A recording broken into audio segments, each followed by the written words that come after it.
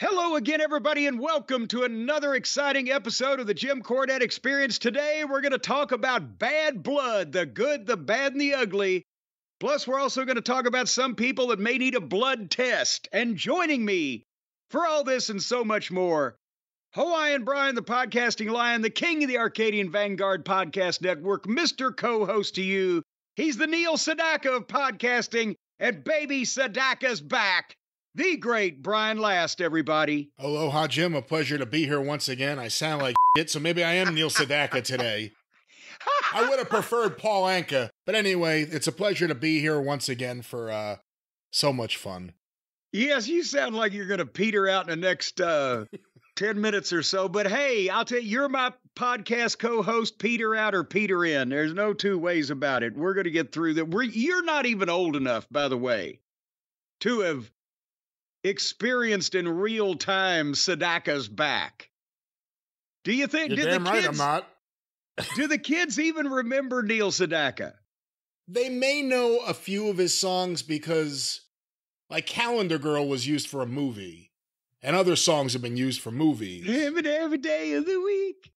How about? I always thought he was really, really corny, and I've never been a fan of Neil Sedaka. Well, that's the thing. Here, kids, I encourage you out there in Google land, get on your contabulators and your various devices and look up a picture of Neil Sedaka. It's Sedaka in 1975. And then you had Aerosmith, you had Zeppelin, you had the Stones, you had every goddamn classic rock band in the world. And this motherfucker comes back from nowhere and is on top of the charts for about, 3 months? I don't know, maybe 6. And it had 2 hits. And the reason he had all these hits in the early 60s, and he was a fucking nerd, right? He was just, I can't even explain it to people who haven't seen him. That's why I encourage you to Google a picture. And then the Beatles and Beatlemania and rock and roll, British invasion, everything happened. And people stopped looking like and sounding like Neil Sedaka. And he was fucking Nowheresville man until 1975. And who is a fan of Neil? Do you remember who was also on the Bad Blood recording, Brian? No. Elton John.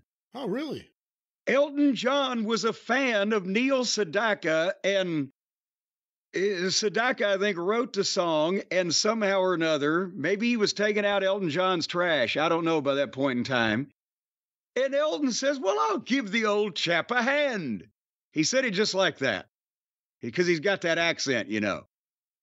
And fucking Elton John was the biggest single act on the charts at the time. So here comes Neil Sedaka, and Sedaka's back, and the album, and that, and Laughter in the Rain. Ooh, I hear laughter in the rain, which Elton John wasn't on, but he got by with it anyway.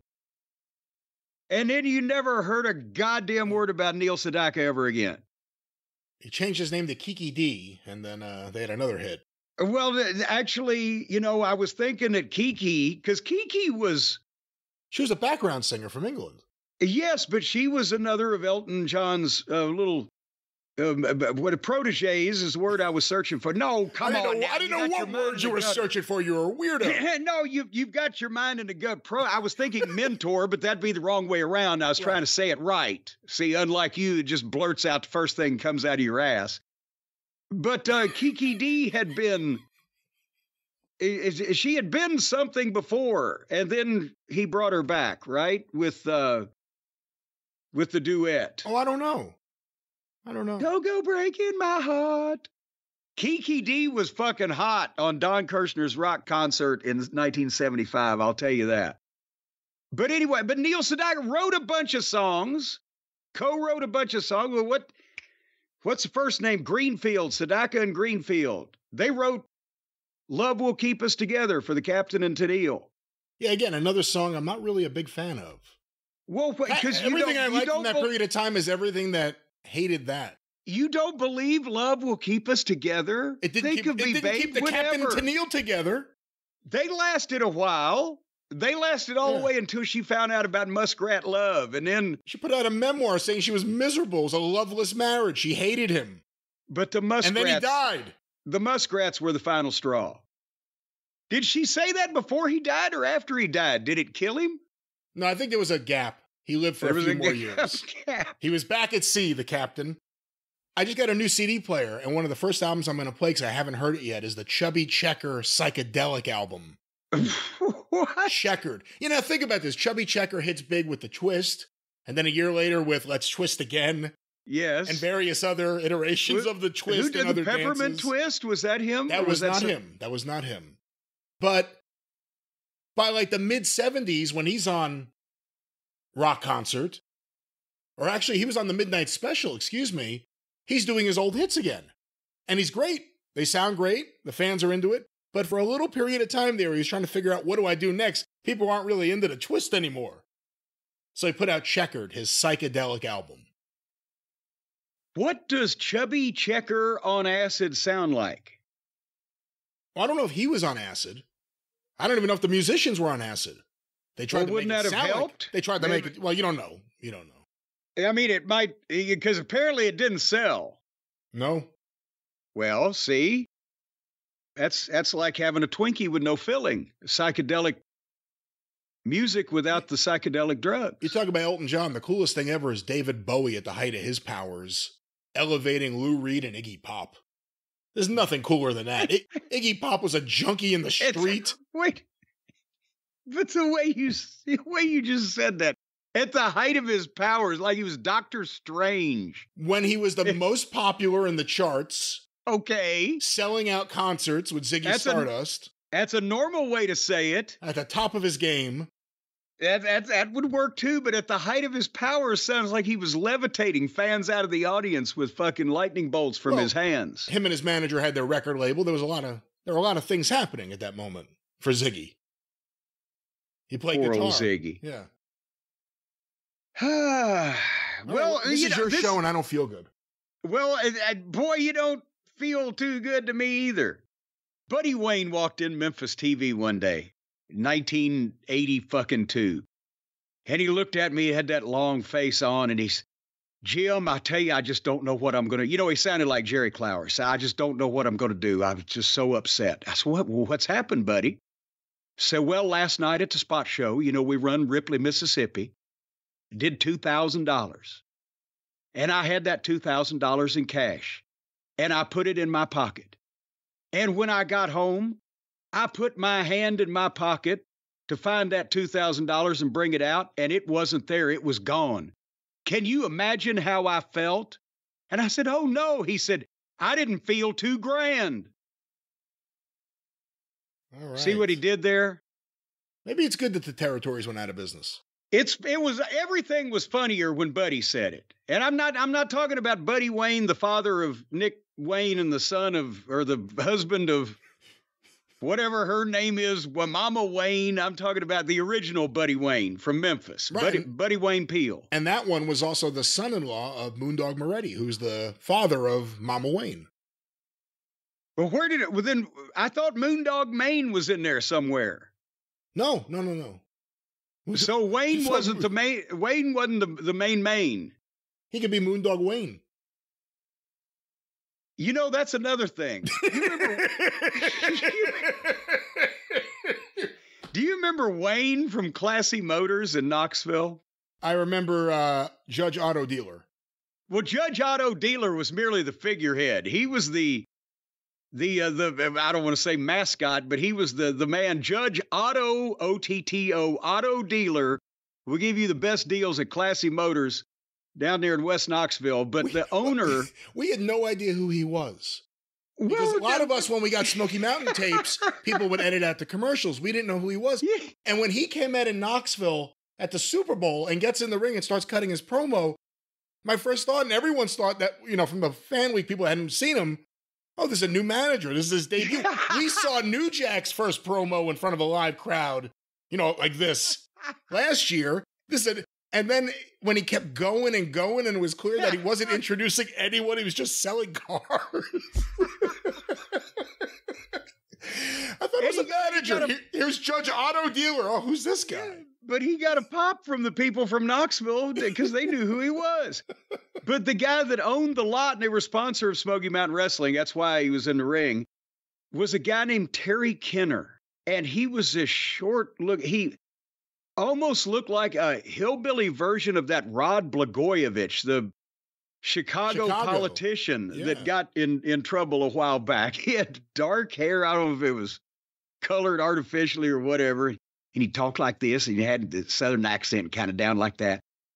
But if you called this car lot to ask for the owner, Terry Kenner, well, then they knew that something was up, something was wrong, because he used the name Wayne.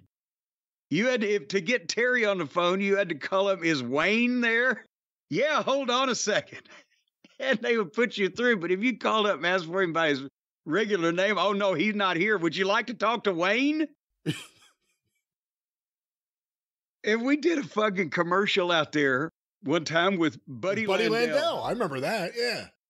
And they're going to pull this car up, and Terry's doing the pitch on it. Well, you know, it's 1989, whatever the fuck it is, got cold air, that type of thing.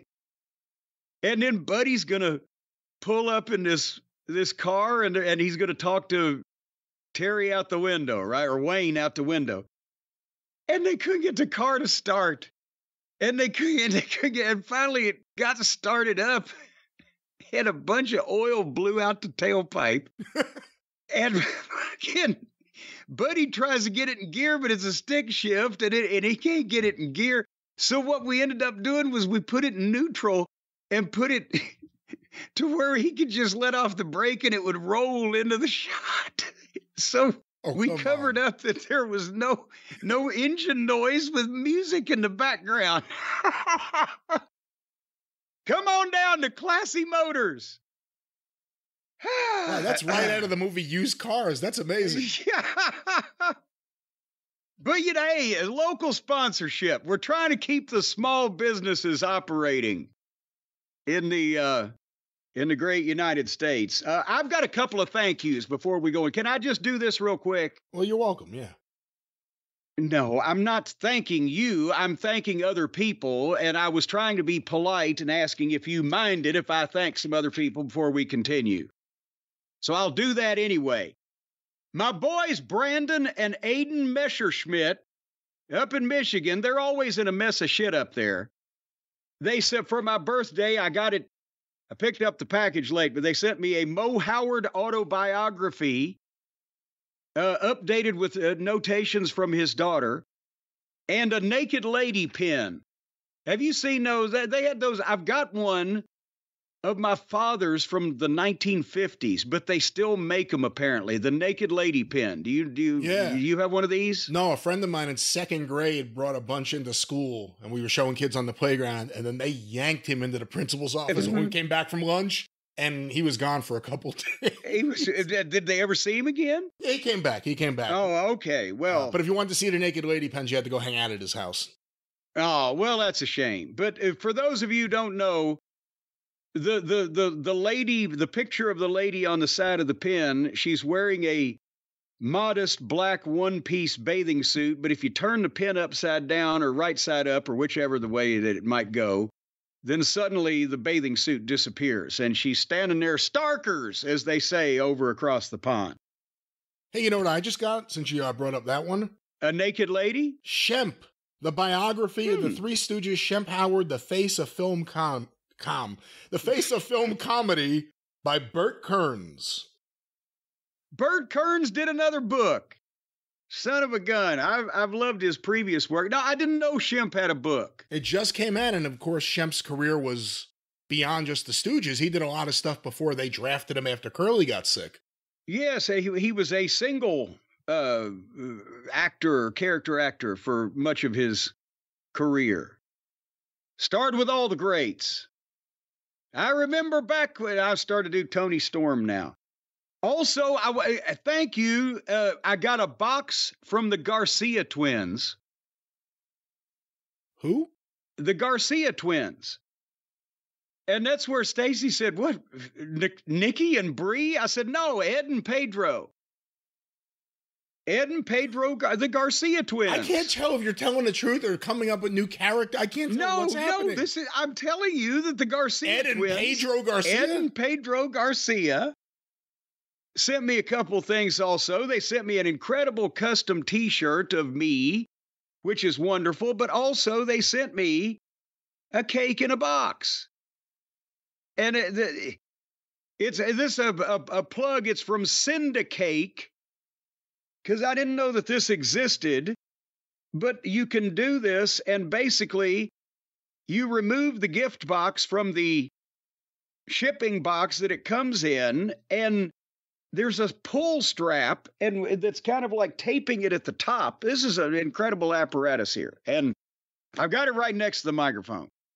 And when you pull the tape, the box opens, and at the same time as like 100 corny cash starts flying out of this top of this machine-propelled goddamn thing all in the air like confetti, it starts playing. Folks, right now we're playing commercial music out of the cake box that will probably not make YouTube. So imagine Celebration by Kool and the Gang. D-Light Records. Well, it's a delightful cake, too, but I'm leaning over here just so I can pick that again. And so get to the cake part. After the dollar bills flung in the air and the music played, it has a variety of small candies in a box on the side and an individual cake with a candle underneath the plastic globe so it didn't get all fucked up. A Trojan horse with all sorts of viruses and sicknesses. Oh, come on. The Garcia twins would not do that to me. Just because they work at the Center for Disease Control. No shame in that. That's just a coincidence. Anyway, thank you, Ed and Pedro. And Nikki and Bree, too. I didn't get your gift yet, but I'm assuming it's just been detained in the mail. All righty. This has been thank yous. Well, now I got get wells. Well, some people need thanks and some people need to get well. And my friend Gabe Yoakum, do you remember me telling you about Gabe the Giant? No, I don't remember that. When I did back in, what was it? Was it 2017 and 18 or 18 and 19 or whatever it was? I did the Keystone Comic Con in Philadelphia and then did C2E2, Chicago Comic and Entertainment Expo. I remember all that, yeah. Well, Gabe is the guy who was in charge. Oh, the big guy who helped you. Yeah, I do remember him. Yeah. Well, see, he's abnormally large is what everybody remembers. That when that brings him to mind. Funny enough, a lot of people in wrestling call former Ring of Honor booker Gabe the Giant as well, but it's Gabe the Giant Prick. Oh, come on now. No, I'm joking. What in the world? But anyway, back to Gabe Yoakum, who is under the weather and it's going to be, well, I guess he'll be in the hospital. They don't just do things like he's having done out in the parking lot. So he'll be in the hospital for a few days or whatever this coming week. So I just wanted to wish him well, or when he hears about it afterwards, or if there is an afterward. No, I'm just kidding, Gabe. We love you. He's like 7 feet tall. He's just a massive human being. And if it hadn't been for him, I wouldn't have been able to get in or out of either of those places. As you might recall, then I said they were large places, but he was a large person. And also, go ahead. Is he related to Dwight Yoakam? No, he's related to Mammy Yoakum, Little Abner's granny. Oh. But anyway, Gabe, we love you. Feel better soon and get back to taking up way too much space. And I don't mean by that to say that he's just abnormally fat. He's a giant human being in all aspects. He just takes up so much fucking space. Will you leave him alone? Well, anyway, I'm trying to. I'm moving on here. You keep bringing it back up. And also, Keith from Cleveland sent an email. His beloved little baby, Foxy Lady, his puppy dog, almost 16 years old, has been diagnosed with cancer, and she's been his faithful companion for so long. It would mean the world to Keith and to Foxy if we give her some recognition. So, Foxy lady, we love you. And Harley sends her puppy kisses. Do you think the term foxy is used enough nowadays? Well, not anymore. It's another one of those, Neil Sedaka wasn't foxy. No, why would you bring Neil Sedaka into this? But there were a lot of foxy people in the 70s. You've got some weird thing with Neil Sedaka. No, what I'm trying to illustrate to you is that it was the same time period. There was too much Neil Sedaka and just the right amount of foxy. In your house, well, and just the right amount of foxy. And now there's not enough foxy because nobody says foxy anymore. Jimi Hendrix, see, a foxy lady. Foxy. That could be some goddamn entrance music right there. Are there any men in the world anymore who could say to a woman, I think you're foxy? Could they ever? Actually. Well, no, you could. You actually could. You could do that, and it would be well received about 50 years ago. But I don't know anybody maybe... Is the term fox even used? Fox on the Run was a song. Yes, it was. Fox on the Run. Actually, our local Fox station used to use that for their bumpers on their commercials. Who did that song? The Sweet. Sweet. The Ballroom Blitz. That's right. Okay, all right. Well, in that case, I think we need to go no further than to mention real briefly before we move on that by cracky, the holiday sale at Cornette's Collectibles at jimcornette.com is underway and moving along swimmingly.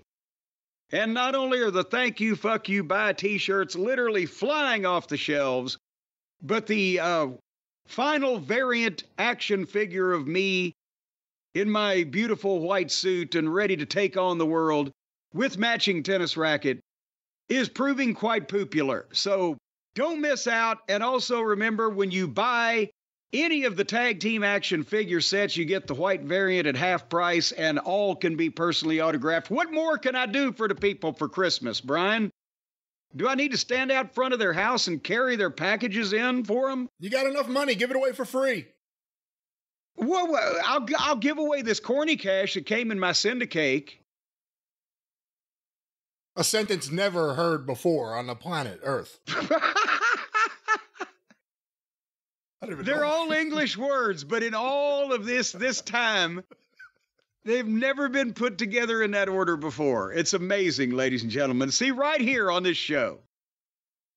All right, anyway, enough commercialization or commercialism or commerceosity. We've got an email here from one of the fine listeners. I don't know if I should say the last name, Wesley. Wesley is his first name. His last name, he may be related to a famous football player. I don't want to get him in trouble, but should I say it?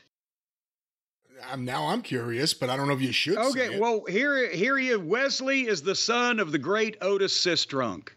No, he's not. Stop it. Well, who else has ever been named fucking Sistrunk? His last name is Sistrunk? Sistrunk. Otis Sistrunk. And no, this guy, not Otis. I know who Otis Sistrunk is. This guy, his name is Sistrunk? Is Sistrunk. Wesley Sistrunk. So he's got to be related, right? There's no other way around it. Who knows? Does he know his football? We'll find out. I've heard of a bunch of people being pissed drunk, but never anybody else being Sistrunk. It's the stupidest joke you've ever said, but it's so funny. So anyway, but because he's a football expert, you see, is Wesley. So it all matches up. It all comes together. Anyway, he writes, in your latest clip about Tony Khan's role with the Jacksonville Jaguars, you mentioned the coach who was fired for drunken photos with a random girl at the bar. And that guy's name was Urban Meyer. Remember, he was in the news a couple years ago because he got fired for... No, I remember him even before then because Real Sports on HBO did at least one, maybe two profiles on him after he left. He's got a little bit of a history, this guy. Well, we were about to talk about it because apparently I just was wondering, well, why did they fire this guy for just, flirting with some girl at the bar? But apparently it was one of those straws and camel's backs and things. But anyway... Mr. Sistrunk Goes on to say, you guys may not be football fans, but I'm one of the unfortunate diehards who follows not only the on-field results, but also the off-field drama. The coach in question is Urban Meyer, who is one of the most celebrated coaches in college football history, but had never before coached in the NFL. Without getting into too many details, the differences between a college and NFL head coach are vaguely comparable to the jump from college wrestling coach to professional wrestling trainer. Nominally related, yet completely different in approach and execution. For this reason, most college coaches don't work out in the NFL. So you, Mr. Baseball, is it the same way? Do they have college baseball? Yeah, but you don't go from, most guys don't go from college right to the major leagues. Most guys go through the minor league system.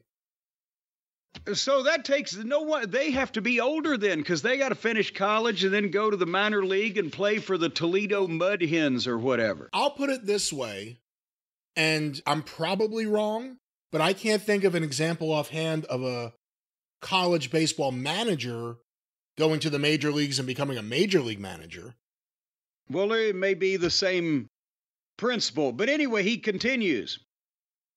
In Meyer's case, he had an aura of excellence that could be and often was intimidating to athletes coming out of high school. Because of this, his coaching technique often consisted of behavior that he could get away with in college but wouldn't fly with professional grown men. Specifically, he was mentally and sometimes physically abusive to his players under the doctrine of pressure makes diamonds. It also makes fucking compacted junk cars in a fucking junkyard. So sounds like Bill Watts would have liked this guy. Well, he might have. Maybe. Well, football, you never know. Maybe he had Urban Meyer as a coach down at Oklahoma. Anyway, Wesley continues, admittedly it worked. He's one of only 2 coaches to have won a national championship at 2 different schools. However, this approach completely bombed in his short tenure in the NFL. Grown men aren't going to be intimidated by a bully simply because they're expected to be, let alone one who is, in some cases, a foot shorter and 100 pounds lighter than them. Did this guy ever play football? I don't. Or was he like Abe Saperstein in the Harlem Globetrotters? Just, I believe. I want to say his dad may have been a coach at some point too, but maybe I'm wrong about that. I got to check. Well, anyway, so this midget, he says your respect must be earned. If Tony Khan had even the slightest knowledge of football, he'd have known that college success does not equate to professional success due to the dramatically different nature of the 2 businesses. But listen to this. What cannot be dismissed as naivete, however, are the cultures that Meyer fostered during his stints in college. 31 of his players were arrested during his 6 years as head coach at the University of Florida, including Aaron Hernandez, a star tight end, who was eventually convicted of murder during his NFL career. I remember this fucking guy. And he says the controversy surrounding player arrests came to a head in 2010 when Meyer abruptly retired due to heart issues. Now, that was 14 years ago, right? Am I doing my math right? I think so. Okay, well, listen, for heart issues. He's still around. 2 years later, he was hired as the coach for the Ohio State Buckeyes. So apparently his heart got better. During his 7th season, he again became embroiled in controversy when it was found that he covered up domestic abuse committed by his wide receiver coach that stretched back to his time at Florida. The coach in question is the grandson of Meyer's late mentor, and Meyer took an approach of willful blindness out of a misguided sense of loyalty. But now we get to the Jaguars, the Jags, as they say in the industry. While at the Jaguars, he continued his history of belittling and demeaning players. Unlike in college, his approach made the team one of the worst in the NFL. Before the season even started, he was fined $100,000 for violating undisclosed NFL rules regarding off-season practice.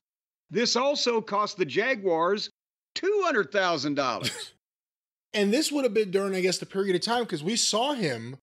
Remember, he was during one of the stadium stampedes. They went into a room and there he was coaching. Yeah. And I think he got to hit one of the heels. Was it Jericho? It was someone. It may have been some glory hound because he was hot for a minute here in the news. The coach, I mean, not Jericho. Yeah, and then, well, after he cost him that money, he then proceeded to go 2-11 before he was fired. However, he was not let go for getting drunk and flirty at a bar. I hadn't heard about this. Maybe you have. The final straw came when it was reported that he kicked the team's place kicker during warm-ups before their final preseason game. And when confronted, Meyer Kicked him said, where? well, it doesn't say they kicked him on the football field. No, but did it kick him in the crotch? Did it kick him in the shins? I don't know, but it says when confronted, Meyer said, I'm the head coach. I'll kick you whatever the fuck I want. Oh, Bill Watts would have loved this guy. This guy should go to Mid-South. So he got kicked out for kicking the kicker. Did they pay him? Did they have to pay him the remainder of his contract? It does not. Is he being paid by them today? It does not say one way or the other. But after that came out, the Cons finally fired him, he said. But yeah, he kicked the kicker. Don't kick the kicker. It all comes back to when ownership thinks they know more than the people who actually know stuff. Again, I saw it with the Mets for years. The Wilpon family thought they knew more than the baseball people, and it killed the franchise. Now we see things being done the opposite way. I can't speak about Shad Khan, but at least Tony Khan certainly believes he knows more than everyone else about everything. And we see how him knowing more than everyone else about wrestling has worked out. Can only imagine what it's like working for that team and having to deal with them.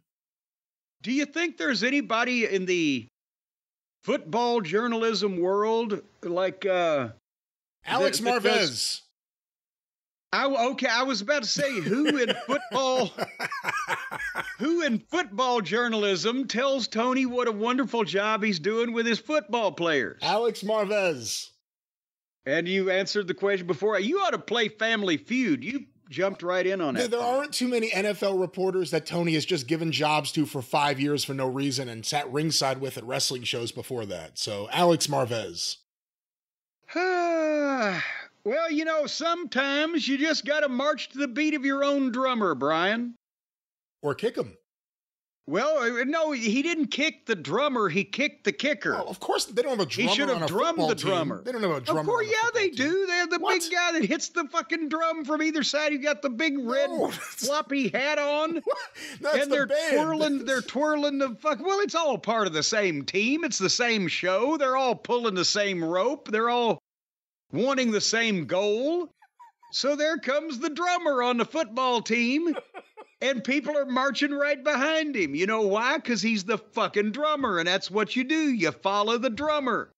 But some people have their own drummer. They got the beat of that drummer inside their head or in their ears. What about the Pied Piper? There was no drum involved. Well, dude, nobody pipes in the goddamn world anymore. They drum, but they don't pipe. They pipe in Scotland, but that's bagpipes. Right. So we would be more like a tea bag over here, but nevertheless. A flute. People play What would you like to listen to in your ears from Raycon? I'd like to hear the flute. Well, if you'd like to flaunt your flute, then we can find you a flautist. And you'll be able to hear it courtesy of the everyday earbuds from Raycon. Because I'm telling you, whether you're listening to flutes or piccolos or oboes, it doesn't matter. Anything in the horn section, the string, they're all going to sound as clear as day because they're coming from inside your head. Folks, the voices are coming from inside your head, courtesy of the low-cost and high-quality Raycon Everyday Wireless Earbuds, the 32-hour battery life. You've got the multi-point connectivity that lets you pair with two devices at once. Of course, Brian, that didn't work for me because I had my phonograph record player going in one ear, and I had my cassette tape player going in the other ear. And I couldn't make out either song because they were playing at the same time. So I'd stick with one device, but you can put two together if you want. Again, stick with one. You're going to throw your equilibrium off if you're listening to two different things at once in each ear. So, well, I wanted to try it, just see if it worked. Maybe it'll work for you. Maybe Vince has two brains. We found that out on Netflix. But anyway, hey, let me stop you there. Do you think Vince having two brains is just he doesn't understand you're able to have two thoughts at once? That anyone could do that? Does he think he's special because I was thinking about eggs and at the same time I was thinking about Hulk Hogan? Like, anyone could do that. Well, but the problem was and then he was thinking about sex with his third brain. Hulk Hogan was eating the eggs, and he was reading a Playboy magazine. So it's all interconnected. It's the color of the yolk. And that's the same. Well, and speaking of colors, the everyday earbuds that we were speaking about momentarily ago come in a variety of vibrant colors to complement any and all skin tones. I mentioned they're still working on the heartbreak of psoriasis. I understand now that Poison Ivy is complete and ready to be rolled out. And they've got the quick charge function. 10 minutes of charging, you get 90 minutes of battery. So every 90 minutes, just plug this thing in for 10 minutes, don't sleep, and you can listen to music all the way around the day. They've got, as I mentioned, the active noise cancellation, so you can just drown out the outside world by canceling all the noise, and you'll be deaf as a doornail. You won't be able to hear a thing, and it's weatherproof and sweat resistant. So unless you plan to stick your head in a bucket or go bobbing for apples on Halloween, you should be good, and these things ain't going to fall out. You just stick them in real good and turn them about 3 or 4 full revolutions to screw them in. Nope, that's not how it works. You just put them right in your ear, no screwing. Well, you can have sex at the same time because you don't have to hold on to them. No ear screwing. So you could actually have, you screw them in your ears, and then you can screw the other screws in where they need to go. If your ears are stripped, just put a little caulk in there and they'll stay in. Don't do that either, but put the Raycons into your ear and enjoy those good tunes like Chubby Checker, his psychedelic album Checkered. And Neil Sedaka, because Sedaka's back, baby. Do run, run, run. He had such a manly voice, too. He was... So right now... No! What? No! I can't believe you like Neil Sedaka. What is happening to the world? He was, they had him up as he was going to be, it was either him or Burt Reynolds was going to do that Cosmopolitan centerfold. And then they cast him as the Marlboro Man, but he thought it would give his fans a bad image if he was caught smoking. But Neil Sedaka, if we had more Neil Sedakas in the country, ladies and gentlemen, we'd have more it'd puppy be a love. Better country. Yeah, let's get back to Raycon and away from this. And they called it puppy love. See, again, so it's stop just the terrible song. No one should listen to. Well, you should listen to them on your Raycon everyday wireless earbuds. Listen to something else. Listen to something better. Are you trying to tell the people what you can listen to? That's what Raycon stands for, is freedom of listening. That's in the Constitution. Everybody has the right to listen whatever kind of music they want to listen to. That's Amendment 46-B, Subchapter 3, Paragraph 2. Stop the fuss, folks. Go to buyraycon.com/JCE today to get, listen to this now, 20 to 50% off site-wide. 20 to 50% off, depending on what you're getting. It'll be easily marked there, 20 to 50% off at buyraycon.com/JCE. That's what we're doing for you for Christmas, is saving you money. You can get half off, and that way you get twice as much stuff, and you'll come out even. Depending on your skin tone. We're still waiting on psoriasis. No, you will come out ahead with Raycon and listen to all your favorite podcasts, all your favorite books, all your favorite songs with Raycon. One more time, definitively, Jim. What's that promo code? Definitive. Is there some bad blood between us? buyraycon.com/JCE. Because breaking up is hard to do, so don't break up with your Raycons. All right, well, let's get away from Neil Sedaka. Let's get away from all that.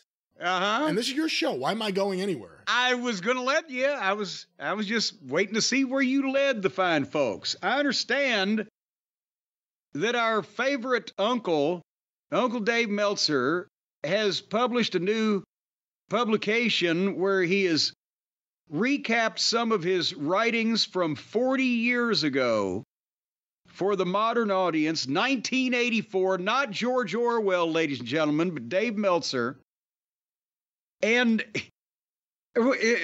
for those of us, again, old enough to remember Neil Sedaka and when Meltzer made sense, he's always been a bit sarcastic. He'll take the piss out of somebody.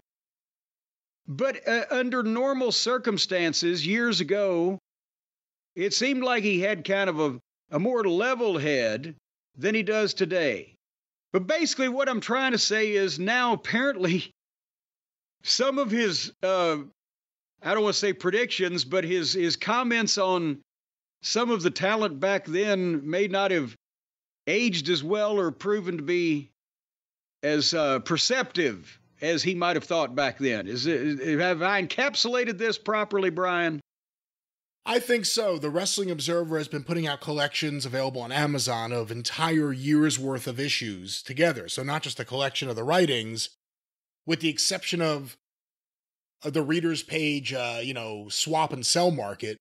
Everything else is in there. I remember that. Yeah, so you're not going to get like, Joe in Arkansas is looking for Tracy Lord's video. Yeah, of course he is. He's a pervert.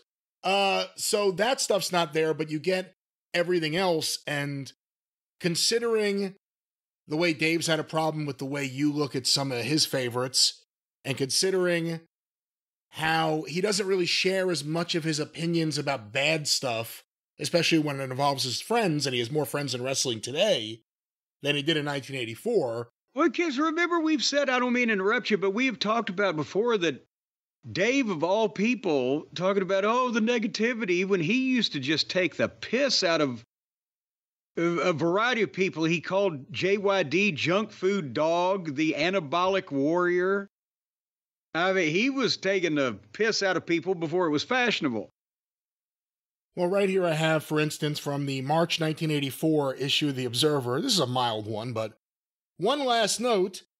Lots of people say bad things about the USFL, but I will never do such a thing. The reason is that any organization which can keep Steve Williams out of pro wrestling is fine with me. I wish Dr. Death the best of luck with the Denver Gold, or at least enough luck to make the team. So again, a young wrestler developing away. In a few years, he would be a legend. But Dave wanted him and one of the all-time greats and most sought-after American stars to be booked in Dave's native Japan in 4 years from that point. Yeah. So and Doc, he'd been working. Did Doc start in late 82 or was it early 83? No, it was 82. He did he was there for maybe a month or two, and then he went back to school. That's right, because he was finishing up school, and he came back in 83 when so he had 6 months. What the fuck? Well. That's one example. Here's another one. This is from June of 84. Let me see the exact thing I must have marked here. Oh, this is talking about the last Stampede. Actually. The bout I saw had a lot of action, but Watts looked just pathetic. With his shattered kneecap and a pulled muscle in the same leg, making him limp too noticeably. Wait a minute, shattered kneecap. Remind me to come back to that. Go ahead, I'm sorry. Making him limp much too noticeably for any believability. As it was, he used his tape fist to bloody both foes up quick and pulverized them most of the way. Dog, or Lee, was only in the ring for about 90 seconds of a 20-minute bout. To say I have no respect for Dog's work rate or wrestling skill would be giving Dog too much credit. All he did was kiss Cornette. So that's a review of one of the last Stampede matches. It was the big pop of the night. Watts didn't have a shattered kneecap. He had torn his hamstring. And Dennis used to joke that he tore his hamstring kicking Bobby and Dennis in the head, which is what he did. And because Watts hadn't worked in like 3 years, and all of a sudden he has, 14 matches in a month. And on one of the fucking spots he did, he would kick the guys in the head for them to get their color. And he kicked and tore his hamstring, so he had to tape it up, and there was no, you couldn't substitute, right, for Bill Watts. That was the whole draw, the whole point of him coming out of retirement, one time only. So he wrapped his leg up, and we got by with it because the Midnight just fed him, and he kicked the shit out of them, beat them both bloody, beat them. And as we've mentioned, stripped me down and either fed me the bottle and put me in the diaper or the pink dress or whatever stipulation was. And I tell you, I have to kind of agree with Dave there about Dog, because that was Dog's last little bit in Mid-South when he was having his troubles, and he was just not really there sometimes. So unfortunately, I have to say that one there may be something to that. From July 30th, 1984, the issue of The Observer, that is, Fulton and Rogers are called the Fantastics and come out to ZZ Top's Sharp-Dressed Man. They are so obvious as Morton Gibson replacements, and I don't think it will work. For one thing, Fulton and Rogers are simply terrible as a team. What? While Morton and Gibson were very good. What in the world? Fulton can only pretend he's Bill Dundee, while Rogers knows nothing but how to dropkick. Wow. They messed up so many maneuvers the first time I saw them, it was pitiful. Being there is no justice in wrestling, these two clowns will probably beat Condrey and Eaton for the tag titles shortly. The PYT Express has also arrived. At least Coco can work well with Eaton and Condrey. Oh, boy. So we stop there. I've never heard the Fantastics shredded like that before. And again, in 3 years, they're going to be touring regularly for Baba in Japan.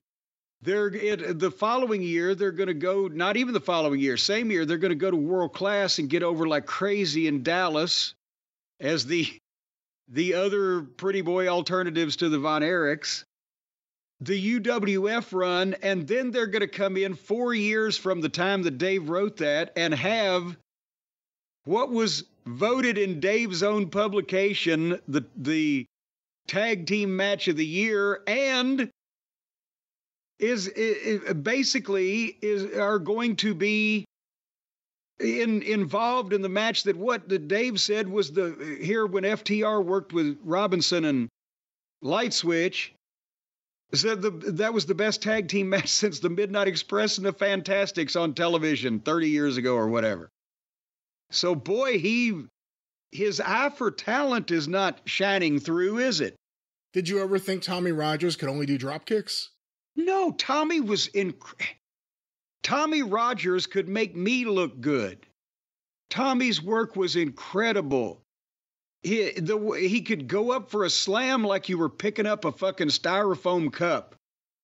He could do shit and never touch you, and it looked like it knocked your head off.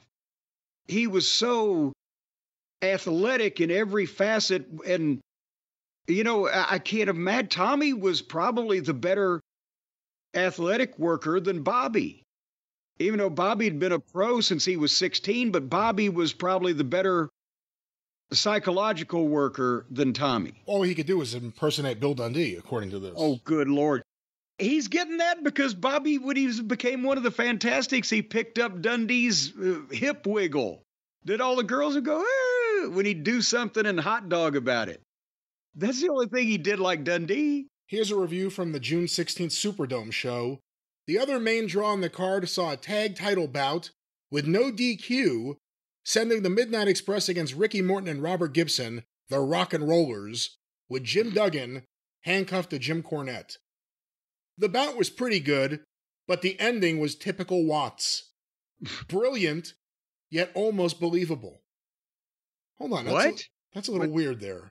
The bout was pretty good, but the ending was typical Watts. That makes it sound like it's about to turn negative. Yeah. Brilliant, yet almost believable. But then it's good, but not quite good again. Okay, I'm not sure whether he likes it or not. Go on. Watts, for a few weeks, had for some unknown reason subtly began planting ideas that Duggan was a ladies' man. Anyway, A nice-looking lady in a short skirt comes to ringside and kisses Duggan. Then Cornette starts to run. Duggan pulls Cornette down, turns his back on the girl, Wendy Richter, whom Watts refers to as a modern-day Delilah, who sprays ether on a cloth and puts Big Jim to sleep with a smother hold. Amidst the confusion, Eaton gets Cornette's tennis racket with a horseshoe inside and clobbers Morton, leading to the pin. All right, that's kind of what happened. Yes, and I still don't know whether he liked it or not. After a big high comes a new low. Most main events upcoming involve tag matches with the Dog and Sonny King, who is awful, even worse than the Dog, against Reed and Ladd. I shudder to think about these bouts. I shudder. I shudder the thought. And he was right again there, but at least he would admit it when shit was going to be kind of bad. Let me go. I have another one here, Jim. This is from November 12th, 84, so this is later in the year. Booker Bill Dundee has started appearing in prelims. I figure he'll feud with Street. Dundee doesn't look as bad as I expected, nor does Street. Don't confuse the facts, though. Neither is good. What? Oh, well, don't confuse the fact neither is good. So Dundee, who had just... 83 was like one of his best years. Well, yes, not only the heel run where his promos were so good, but also he'd had the best fucking match that I'd ever seen in my life with Jerry Lawler on the way out in front of a sold-out Mid-South Coliseum. And then he's booked a record fucking year in Mid-South Wrestling, but he's not any good. And Adrian Street. Okay. But again, I guess that goes to... Even today, what does Dave look for in a wrestler that he champions, that he supports, that he likes? Adrian Street wasn't wrestling a Japanese-style match. He did really cool stuff in the ring, and people were into his matches, and it was a gimmick that worked wherever he went. So, I mean, how do you say in 83, 84, how do you say that's not good? Well, but within Dundee, complete opposite. Dundee was the first American, well, he wasn't an American, but he was the first person I saw in America to head first dive through the ropes and tackle a motherfucker. And it looked like he was mad and he wanted to get to him and he couldn't wait. But all of the flying shit that Dundee did, Barnes and Dundee were fucking the biggest bump takers you'd ever seen. Over the top, off the top. All the shit he was doing, that he doesn't like that. He doesn't like Adrian Street. He doesn't like Dog. He doesn't like the Fantastics. We're all over the fucking page here. Well, one final one here this week. This is from December 3rd, 1984 in the Wrestling Observer newsletter. Why did I hold this one? Oh, apparently Akbar will definitely be arriving here as manager at DiBiase and Buddy Landel, one of the most underrated and improved guys around. This sets up the natural feud, since DiBiase attacked Duggan, and Reed and Landel were partners for so long, and Reed's known to hate Arabs. They showed Reed whipping the Iron Sheik on TV some weeks back, and Duggan's original turning babyface was because of Akbar. Oh no, now I'm thinking like Bill Watts. Because earlier in here, he wrote something... I'm not sure about how they are working the Reed transition. The grammar here is off. Their talk they may bring in Skandar Akbar to Reed and Duggan can have a foe in the Super Patriot skit. What the fuck did you just say? That's verbatim. Their talk they may bring in Skandar Akbar to Reed and Duggan can have a foe in the Super Patriot skit. Haven't these promoters gotten tired of running that garbage? I know many fans get into it, but at least 40% of the population at large finds that stuff revolting. And wait a minute now, is that from Quinnipiac, or where did he get that 40% statistic? And they are turning off a lot of fans by overdoing that angle. And I'll leave you with the final thing here, we'll discuss this.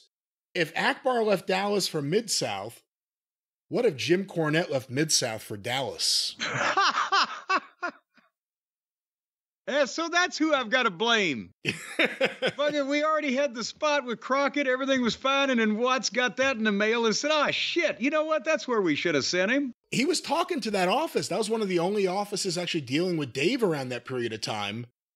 You have to wonder if they said something. It was Joel. Joel Watts was dealing with him because Joel Watts was the one that was designated to speak to people most of the time. So he may have known that you were about to go to Dallas, but the idea, I can understand not wanting something that was done in not almost every territory, but a lot of major high-profile ones. The idea of a Arabian wrestler, a sheik coming and buying American talent.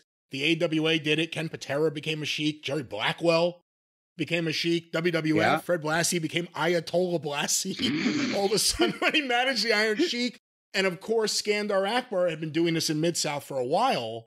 Yeah, he'd been doing it since the fucking 70s, early 70s. The idea that 40% of the population at large, not even casual fans, just anyone in the world, would be turned off to them having Skandar Akbar in 1984 trying to purchase American wrestlers and manage them.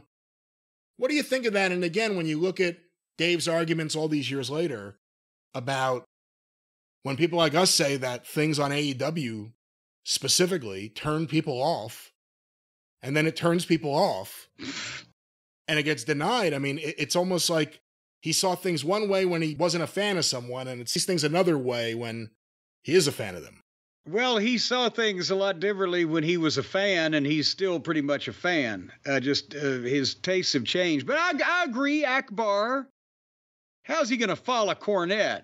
No, the people knew who Akbar was, and they knew what the deal was. And all of the, for instances that you just elicited with Patera and Blackwell and all the people becoming sheiks and ayatollahs and things, that was in all different territories, and nobody except Dave and me at the time probably was watching every goddamn thing because there were still so many television shows to watch. When did you first hear work rate? I mean, I'm reading this right here. This is from December 3rd, 84, talking about the Cotton Bowl show in October.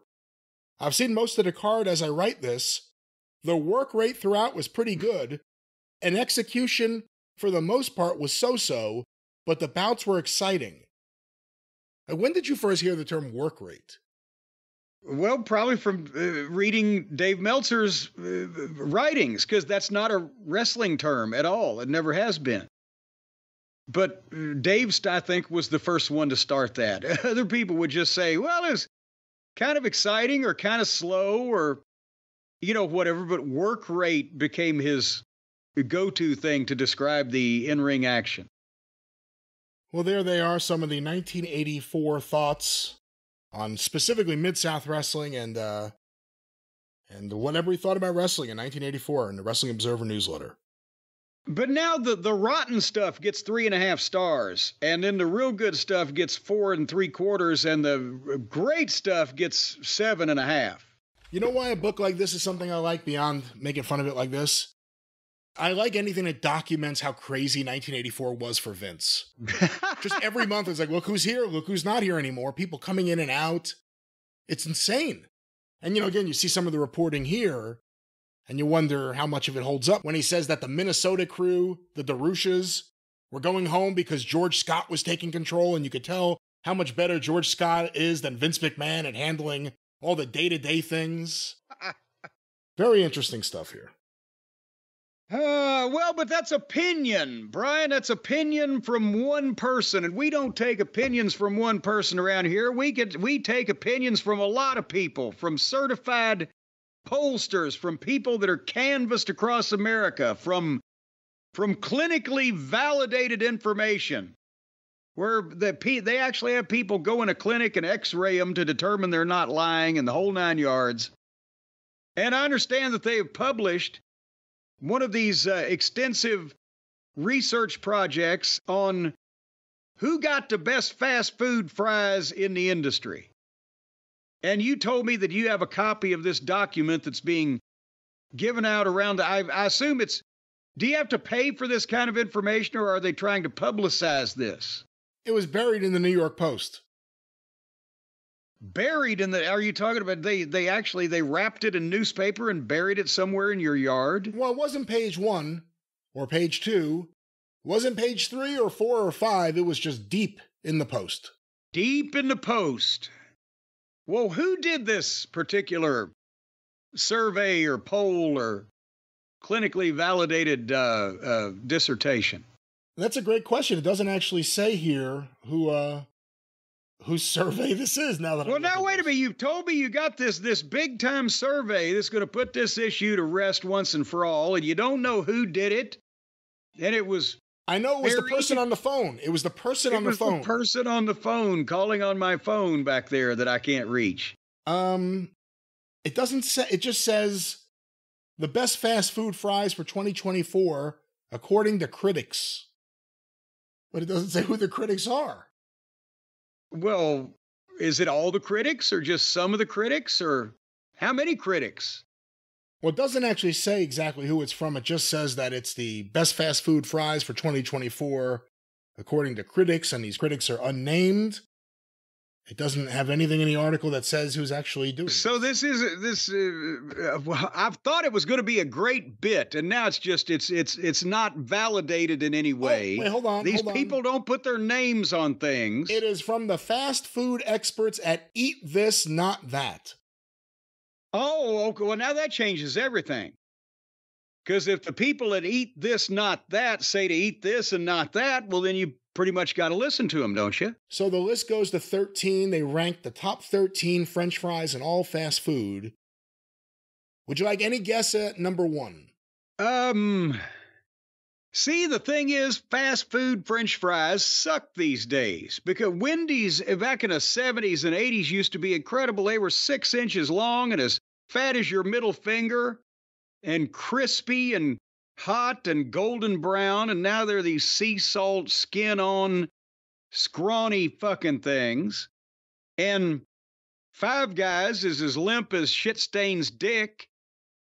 And McDonald's is iffy because you never know whether you're going to get them fresh or not. I like Arby's crinkle fries these days, and Dairy Queen still has some nice fries. But a lot of it's gone to hell. What do they say? Well, number 1 on the list, no surprise, McDonald's. McDonald's, the very popular fries. I'm looking at a picture. I kind of want them right now. Well, you might or you might not. It depends on whether they've got proper management at that location, whether they're giving you fresh fries or whether they're giving you stale shit. If McDonald's is 1, what do you think is 2? Again, I don't know who these people are at Eat Shit and Like It. Whatever their firm name was. Eat This, Not That. Well, there you go. But has Burger King been heard from? I haven't had Burger King in years. Number 2 on the list, Wendy's. Oh, Jesus Christ. It goes downhill from there then. And number 3, Arby's curly fries. No, the curly fries will give you heartburn, and they are too hard and not of a soft consistency on the inside, and they got too much seasoning, and they're usually fucking overdone and or burnt, and they don't change the oil enough. But the crinkle fries are soft on the inside, but they're crispy on the outside, and they look like a French fry the way that the goddamn governor of Idaho intended it. According to this, the Arby's curly fries, entering the upper tier of fast food French fries, it's time to get curly. And by that we mean discussing Arby's curly fries, one of the most legendary fast food items of maybe ever. Oh, good Lord. Love it or hate it, Arby's is a chain that isn't afraid to do its own thing and zig against the zag. And although the chain somewhat shockingly introduced a crinkle-cut alternative recently... See, there you go. It hasn't changed the fact that the chain's curly fries are as unique as they are undeniably delicious. You know what unique also is a goddamn French fried Dalmatian dick. You gonna eat one of those just because it's unique? Unlike any of the other high-profile fast food brands, Arby's made the wise decision a long time ago to go curly. And seasoning the spirals with a tasty blend of onion powder, cornmeal, garlic powder, baking soda, and other spices.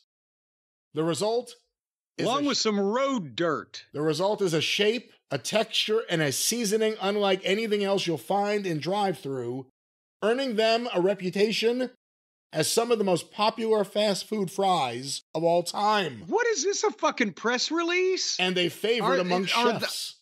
Are the people over at Eat Me and Blow Me the press agents for Arby's? Fans on Reddit calling them the best fries ever. Oh, God damn it. Is Arby's a perfect beacon of quality? Definitely not. But the curly fries have earned their rightful reputation. What the... Number 4, Burger King. So you got that before. Oh, good heavens. Who's number 5? Number 5, Chick-fil-A. You know what? I'm going to disagree with that, and I'll tell you why. I love their fries, but they're only good for the first 5 minutes after you get them. Once they cool down, they're never the same. Well, that's what I was going to say. You know, it's just they're kind of there, and they're a little blandish. A little blandish. Number 6 on the list, Taco Bell's nacho fries. Well, they not for me. Number 7, and I'm going to call this overrated, Shake Shack crinkle cut fries. I have never had Shake Shack. It's basically the microwave fries from the 80s, but in a high-priced, high-class way, I guess. Priced high-class way. Number 8, Culver's crinkle cut fries. You know what? They're not bad. Culver's is a heck of a place all the way around, and the variety alone, as well as the ice cream, makes them a wonderful destination. I'm not familiar with Culver's. When it comes to fried... I talked about them the other day, and you scoffed at the Wisconsin Butter Burgers. Oh, that's right. When it comes to fried sides...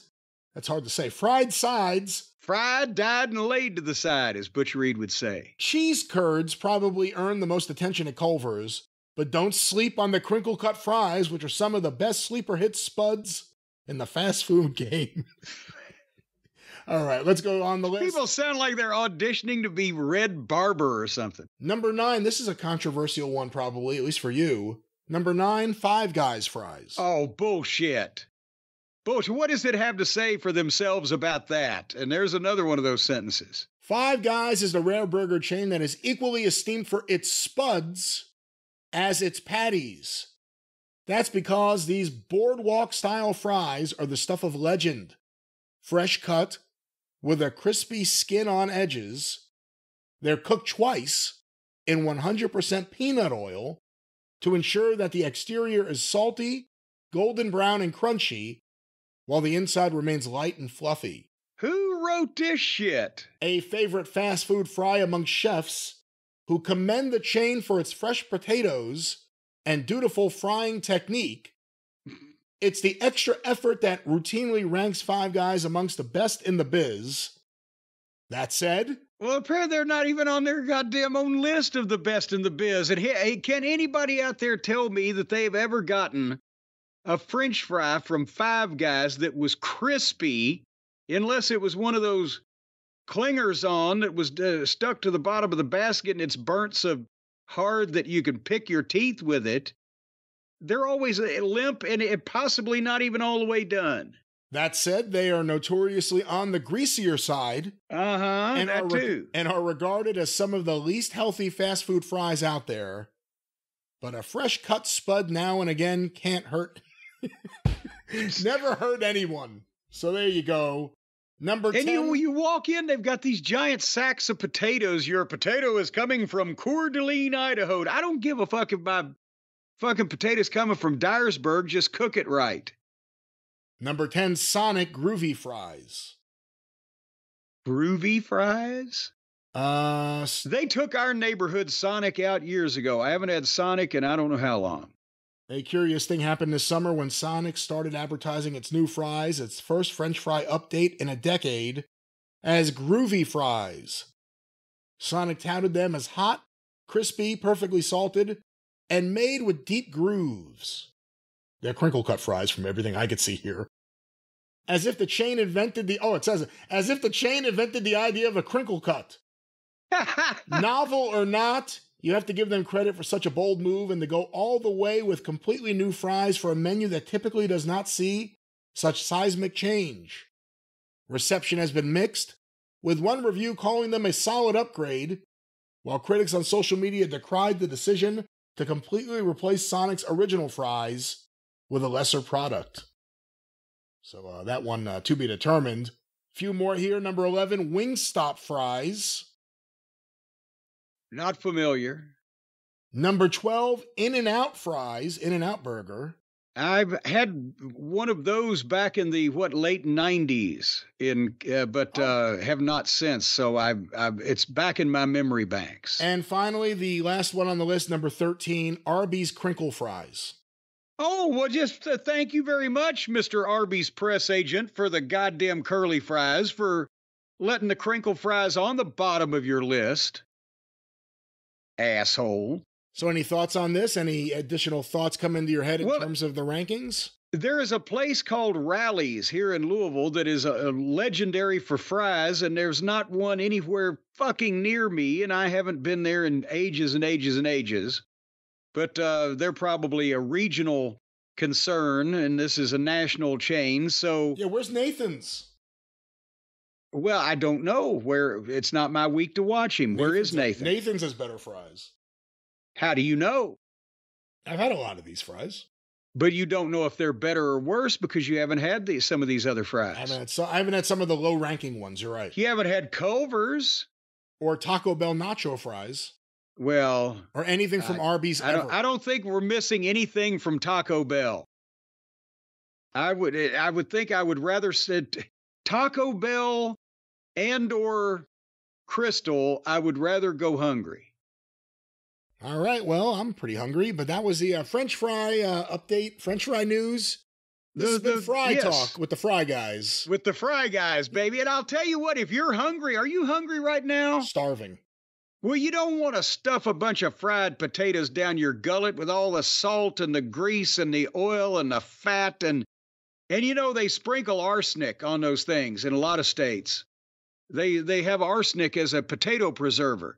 So you got that against you also. But if you want to fulfill your hunger cravings and stay healthier and feeling better about yourself at the same time by controlling all of these bad ingredients, don't put the grease, don't put the salt, don't put the sugar, don't put all that other stuff. Put deliciousness and cleanness in your mouth with our friends at Orgain.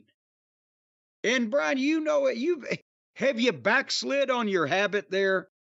You were starting the day off, and instead of going and getting 5 orders of these Arby's crinkle fries that you're so fond of, you were starting the day off with a nice protein shake, the chocolate fudge, the 30 grams of protein from our friends at Orgain, and the delicious receptacle or the delicious delivery method of a chocolate milkshake, helping you maintain a healthy lifestyle, keeping you feeling full, managing your hunger.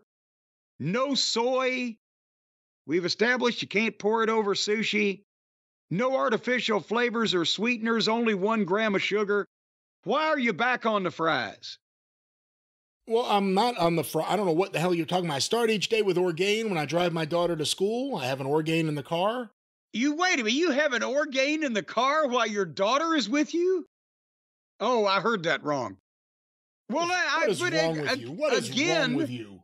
Again, there is no reason that you should be going now. You're a junk food junkie. As soon as you drop your daughter off and she's seen you saying this? No, I'm not. She's seen you drink the healthy drink, then you buzz through the drive-through and you're getting salt and sugar and carbohydrates. No wonder you're so big now. You people think you're fat because you've got such a big voice. There are people who think I'm fat. There are people who think I'm skinny. There are people who think I'm rich. There are people who think I'm poor. I'm happy to say yes to everything. Well, then you'll say yes to another delicious chocolate fudge shake courtesy of Orgain with all of these wonderful ingredients that in a convenient, creamy, delicious, nutrition on the go type of package without all that sugar.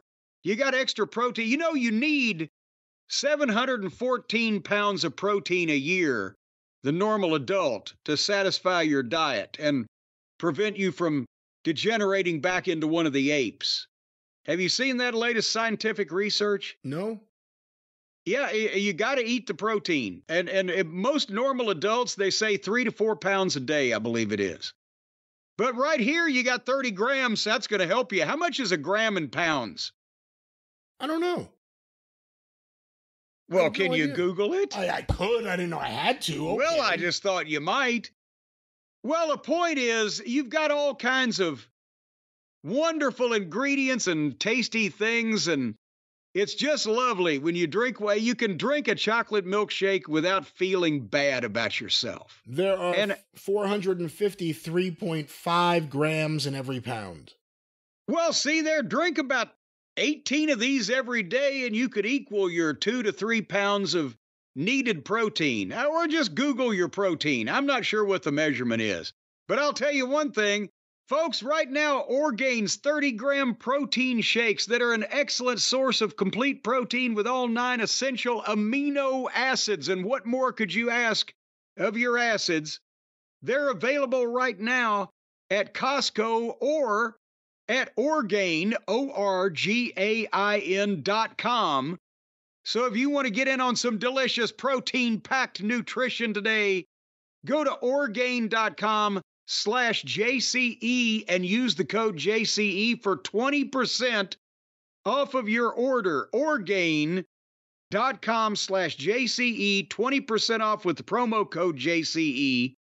Old Dr. Andrew Abraham will thank you. He's a wonderful, brilliant former medical practitioner. Actually, he didn't have to practice medicine. He was good at it from the start. And he founded Orgain to create foods and beverages that offer better nutrition for people everywhere. I'm waiting till he comes out with his sausage dog with cheese sauce. I really wish he would hurry on that one, because everything he does just comes out, boom, just better nutrition all the way around. Have you tried his sausage? I don't know what the hell you're talking about, but the Orgain shakes are fantastic and delicious. I personally love them, and I think you will too. Orgain, one more time. Jim, what's that promo code? It's JCE for 20% off of anything over there. And except if they're not marketing the sausage yet, it's the size of actually a schlong kind of thing where it just hangs down and you dribble cheese sauce on it, but it's nutritious. It has protein. But they're still working on that one, so stick with the chocolate milkshake for right now. It promotes healthy weight management in combination with diet and exercise. It helps manage hunger. It helps maintain a healthy lifestyle. It provides muscle support and recovery. And it also, hold on one second. It cures hoarseness. Okay, one more time. What's that promo code? JCE. At where? How do they find this? Where do they get it? I'm repeating myself now. Orgain.com/JCE, 20% off with the promo code JCE. That's all the information you need to know to lead a happier life. Well, that's something that'll make your tummy feel good. But Brian, I understand that you've got some information that might give some people a sick stomach on some of the information that's come out. We talked about this in the past when AEW had filed some kind of document that indicated that they were paying talent. What did we figure, $100 million a year or whatever? Now there's something else that's come out. Doesn't amount to that, but it's legal proceedings. So can you fill us in, being the legal correspondent, of what I'm talking about here? AEW, we talked about previously, were being sued by Kevin Kelly and the Tate twins, the boys from Dalton Castle and the Boys. Is no other way to say that. Dalton Castle's boys. Of Dalton Castle's boy fame. Like the Raiders of Paul Revere and the Raiders. Yeah, but not the original ones, the replacement one. No, well, these are the original boys, I guess. I don't know what I'm saying, but back to this.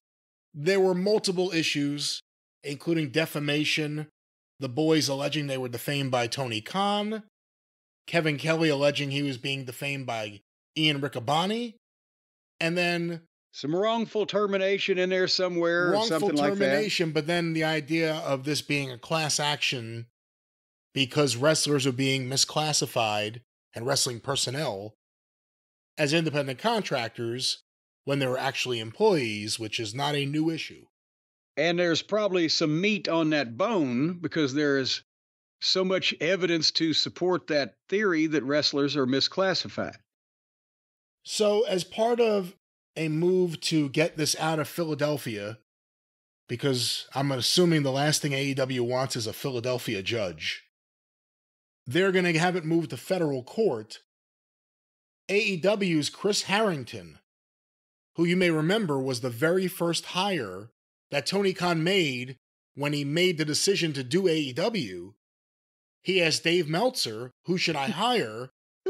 And Dave recommended Chris Harrington, who I believe was the founder of WrestleNomics. Well, now, wait a minute. What is the business back? What did he hire him to do, and what is his background to do it? You're going to start a $100-and-something million company from scratch. That's how much it took him to get off the ground, I'm sure. And you're going to hire this guy to do what? Because he's done what with other companies this size that has qualified him to do that thing there? No, he made really nice charts, just like Brandon Thurston makes of publicly available information. Here's the declaration. I, Chris Harrington, declare that I am of full age and that if called upon to testify under oath, I could and would testify competently to the following. 1. I currently serve in the position of Senior Vice President for Business Strategy for All Elite Wrestling, LLC. Oh, well, there's his title. What is their business strategy? I make this declaration based upon my knowledge of AEW's operations and my review of AEW's business records. Between September 1st, 2022 and the present, 290 individuals, and then it says here in parentheses, the putative class members provided services to AEW as wrestlers or as non-wrestling talent under independent contractor agreements. So between, let's say for 2 years there, September 2022 to now, 290 different individuals, at least, because this is only covering people who are not employees, right? Right. That would be independent contractors. Employees are different. We know that certain of the roster, the EVPs are employees, and maybe who knows whether... What's Jericho? Well, that's what I was going to say. Jericho, is he an employee, or is it just, hey, have Daddy Shad guarantee my money, or it's for 10 years, I know I got it, whatever. Yeah, who has health insurance from AEW or the Khan family? That would part indicate who's employees and who's not. Again, Kenny Omega, too, you have to wonder. Well, anyway, 290 people, individuals, it says here. I'll move on. 3, the class members reside in diverse states. Based on AEW's records, only 10 of the putative class members, or 3.4%, have last known addresses within the Commonwealth of Pennsylvania. So again, this goes back to moving it out of Pennsylvania. Right. Now, I believe Kevin Kelly lives in Pennsylvania. And Ian Riccaboni lives in Pennsylvania, and Tony Khan was in Pennsylvania when he made the comments about the Tates. I think that's what it was, right? Because it wasn't like they just picked Pennsylvania out of thin air. There was something yes. But Kevin's residence has been for some time in Pennsylvania, so that would be one thing. And the Tate twins, I don't know about Tony Khan's whereabouts, but that's entirely feasible. 4, between September 1st, 2022 and the present, AEW paid the putative class members more than $60 million in the aggregate. Now that's a little bit of a main event. Let's stop for a second there. Well, but here's the thing, more than $60 million in 2 years of 290-something people. We got the other documentation, but that was when they were trying to get a tax credit or a film credit for shooting somewhere. And they said that their talent was, what, $2 million that week. So maybe that was a big week. But I would think, yeah, it adds up. That may be low for 2 years. That's $30 million a year. Well, again, that breaks down evenly if you did it that way to $30 million a year. But as we said before, does that include all the wrestlers? Does that include a Chris Jericho, a Young Bucks, Kenny Omega? I guess Cody was long gone before this period of time that we're talking about. But that's another question there. 5, if the putative class members were reclassified as employees, then AEW would incur tax liability of at least 9.95% of the pay rendered to class members, meaning more than $5.97 million in the aggregate.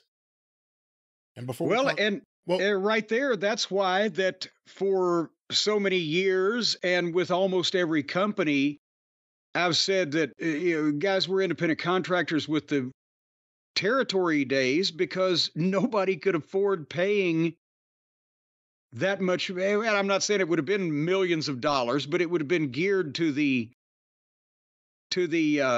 salaries that were paid out or the payoffs that were paid out.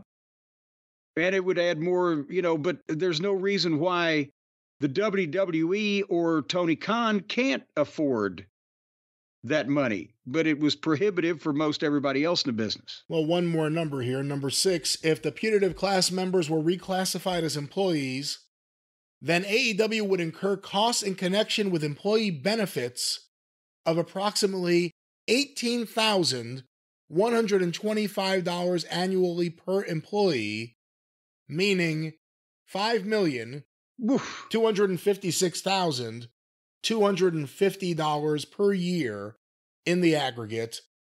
And then he declares under penalty of perjury that everything he's saying is to the best of his knowledge is true. So yeah, that's a lot of money. But, $200,000 for the final countdown or, make your wrestlers employees every once in a while. I mean, we got to have priorities here. Yeah. Go with the final countdown. And that's based on a number of 290 people. There's no reason it needs to be 290 people. Right? Well, I mean, we're just assuming that 290. I guess that's fair. That's ridiculous. No, it's insane. But at the same time, that's not going to change because Tony loves the action figures. He wants to collect more of them. And that would be obviously the people that have come through the forbidden door and the people that have come in through the outdoor and the people that have made one shot or the people that have been regular or whatever. But again, more than 60 million. How much more?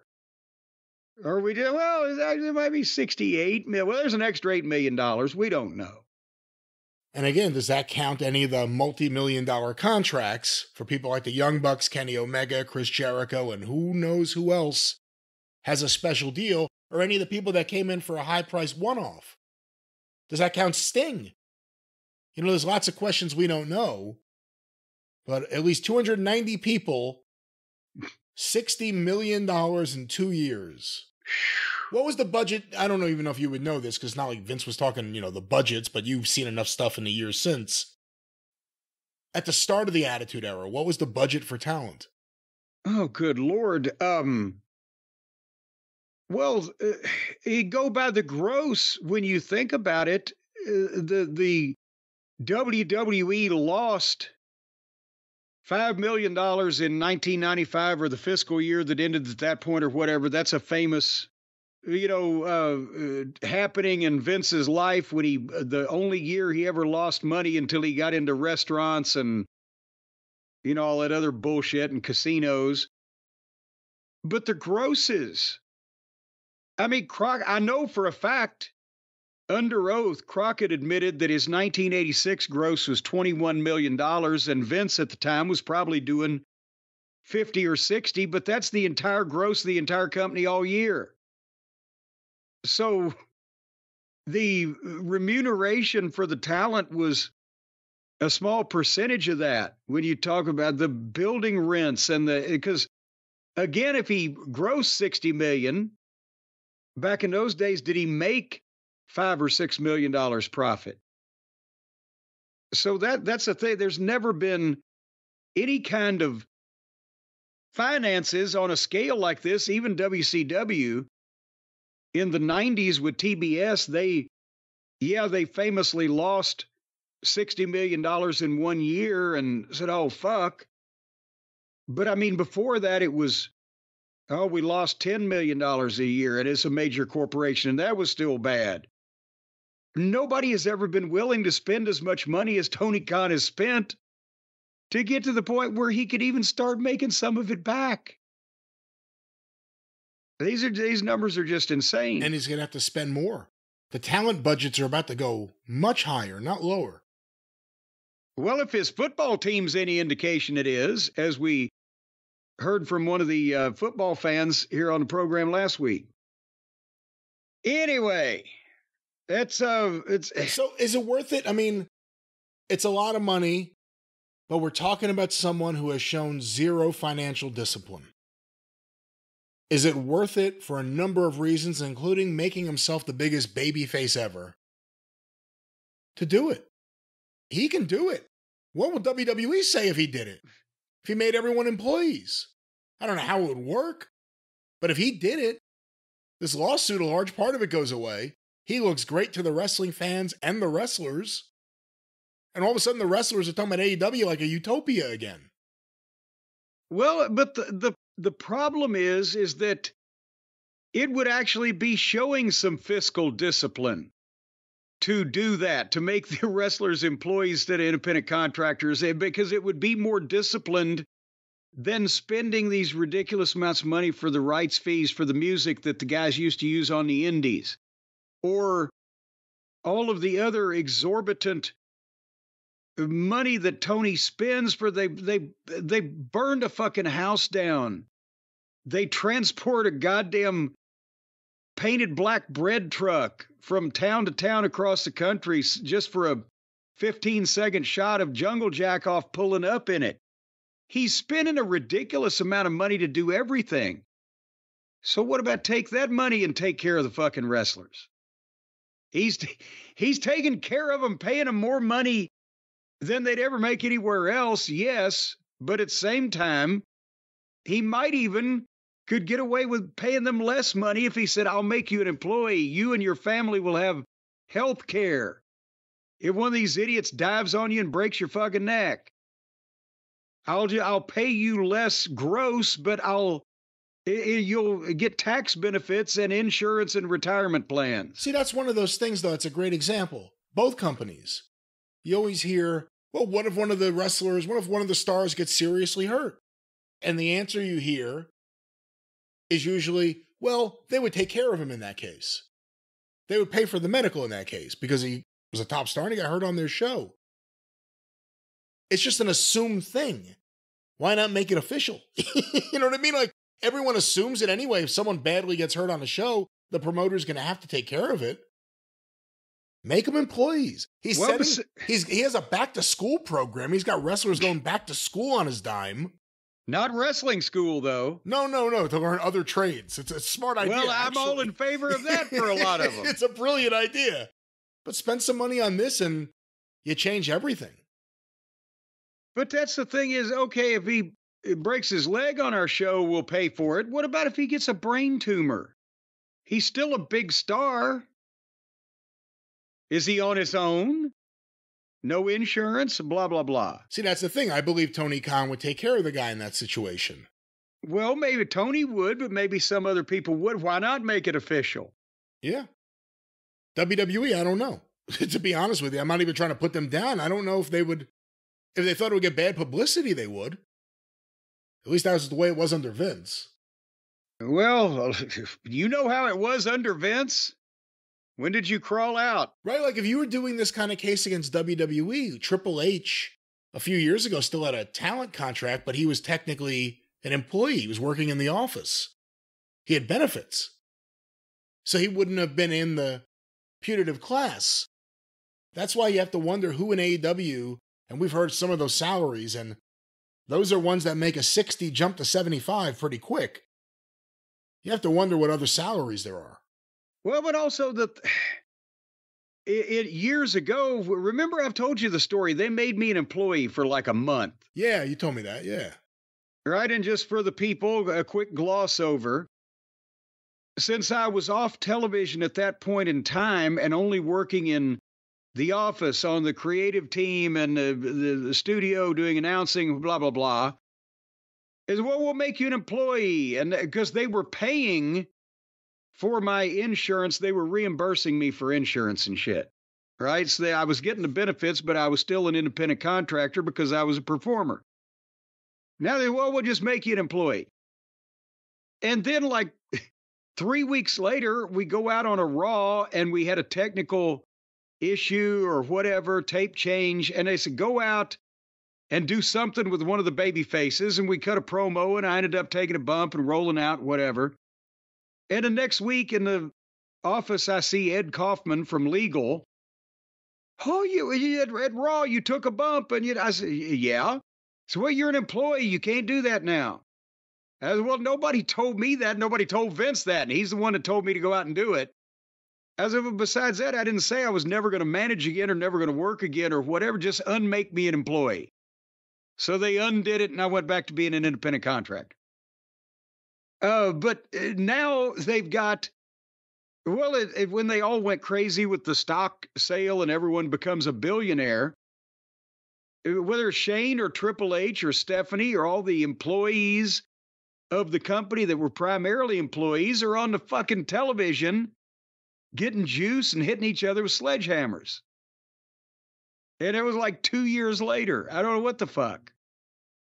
But anyhow, good luck to him is what I have to say. All right, this is your show. All righty. Are you ready to talk a little bit? And I do emphasize the word a little bit about Smackdown from October the 4th in Nashville, Tennessee.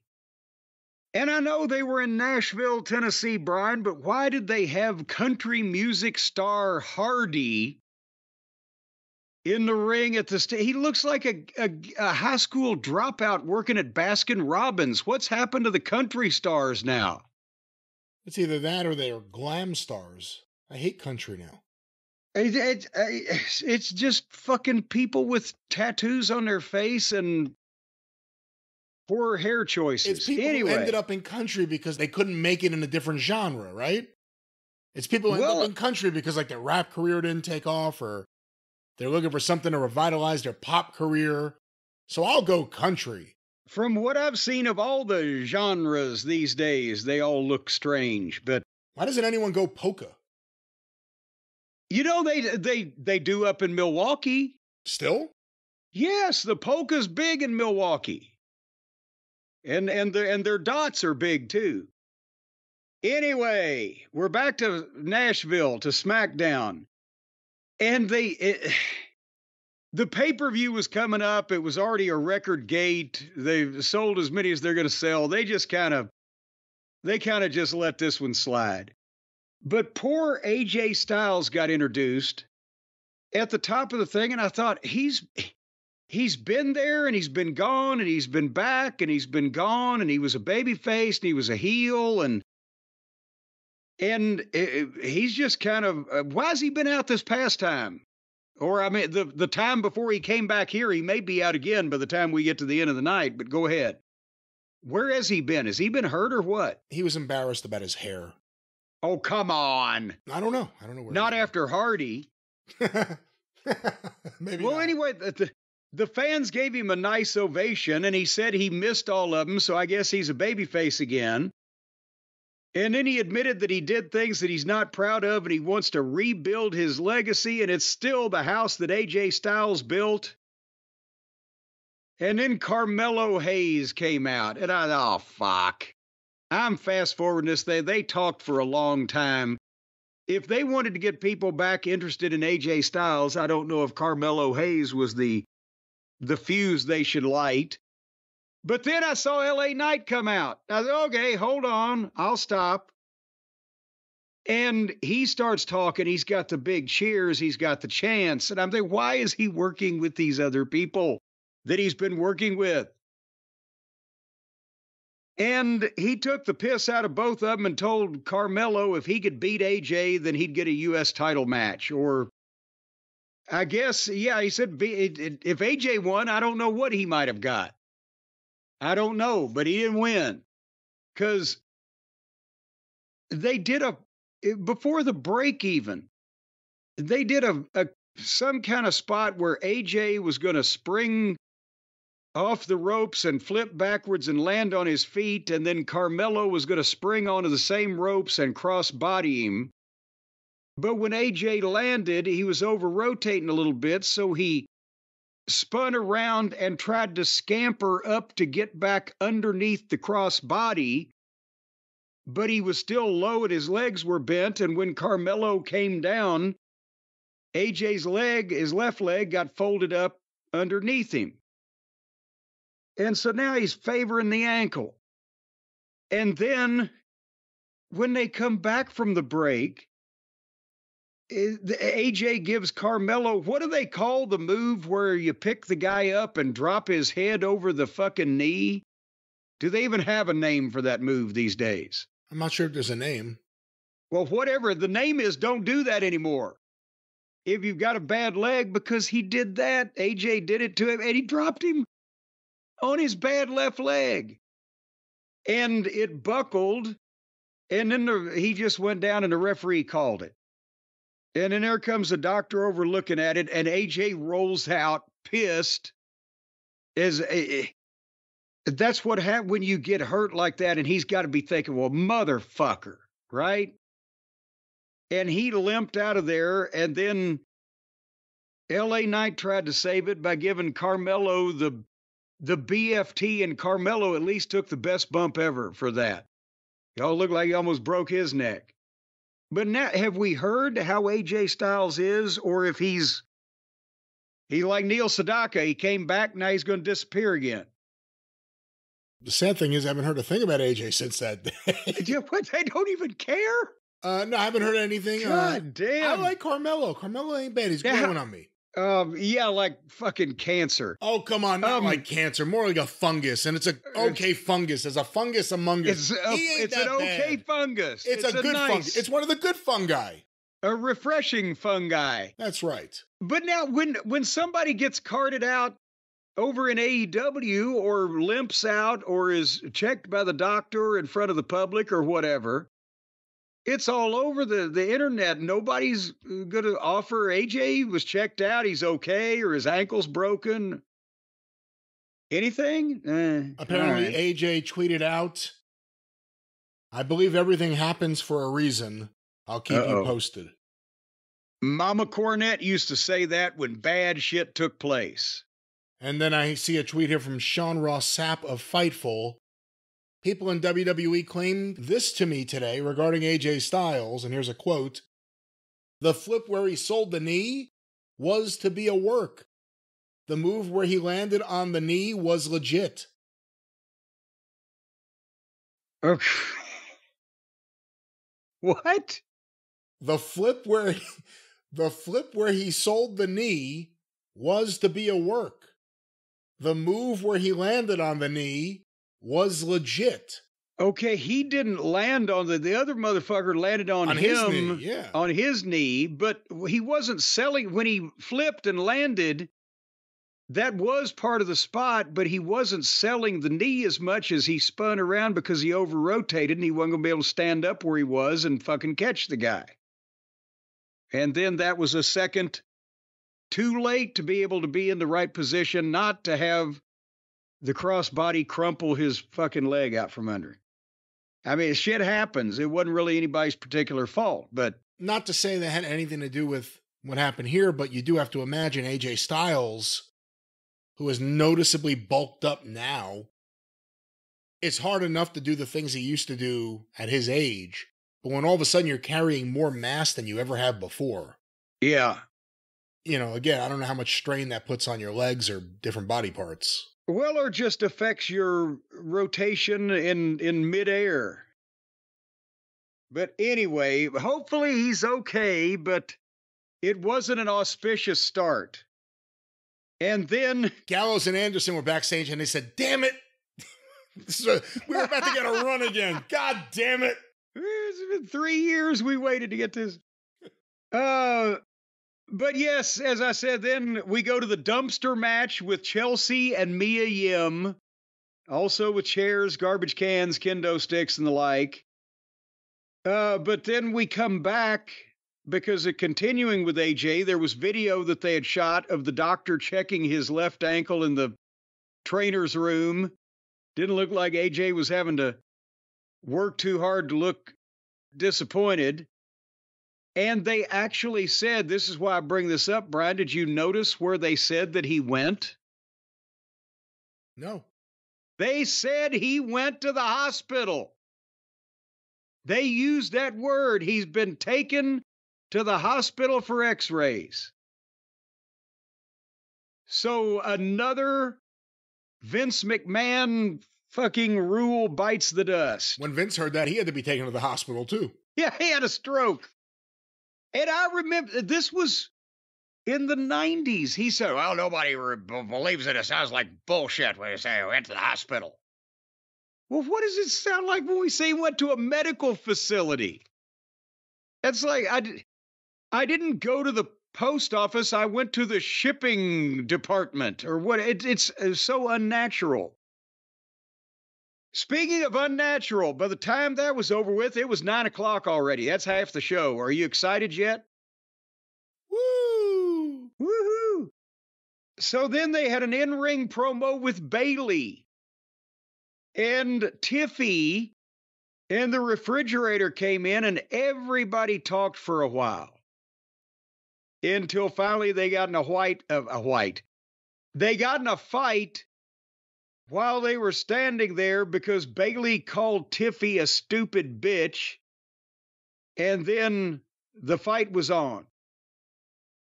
And then they we would have heard none of that if this was on Fox. Well, they would have just bleeped out 15 minutes. But then Bayley escaped and beat up the refrigerator with the briefcase, and Tiffy was going to cash in, but she didn't. And then that led to Naomi versus Tiffy. And I'm like, what the fuck is going on here?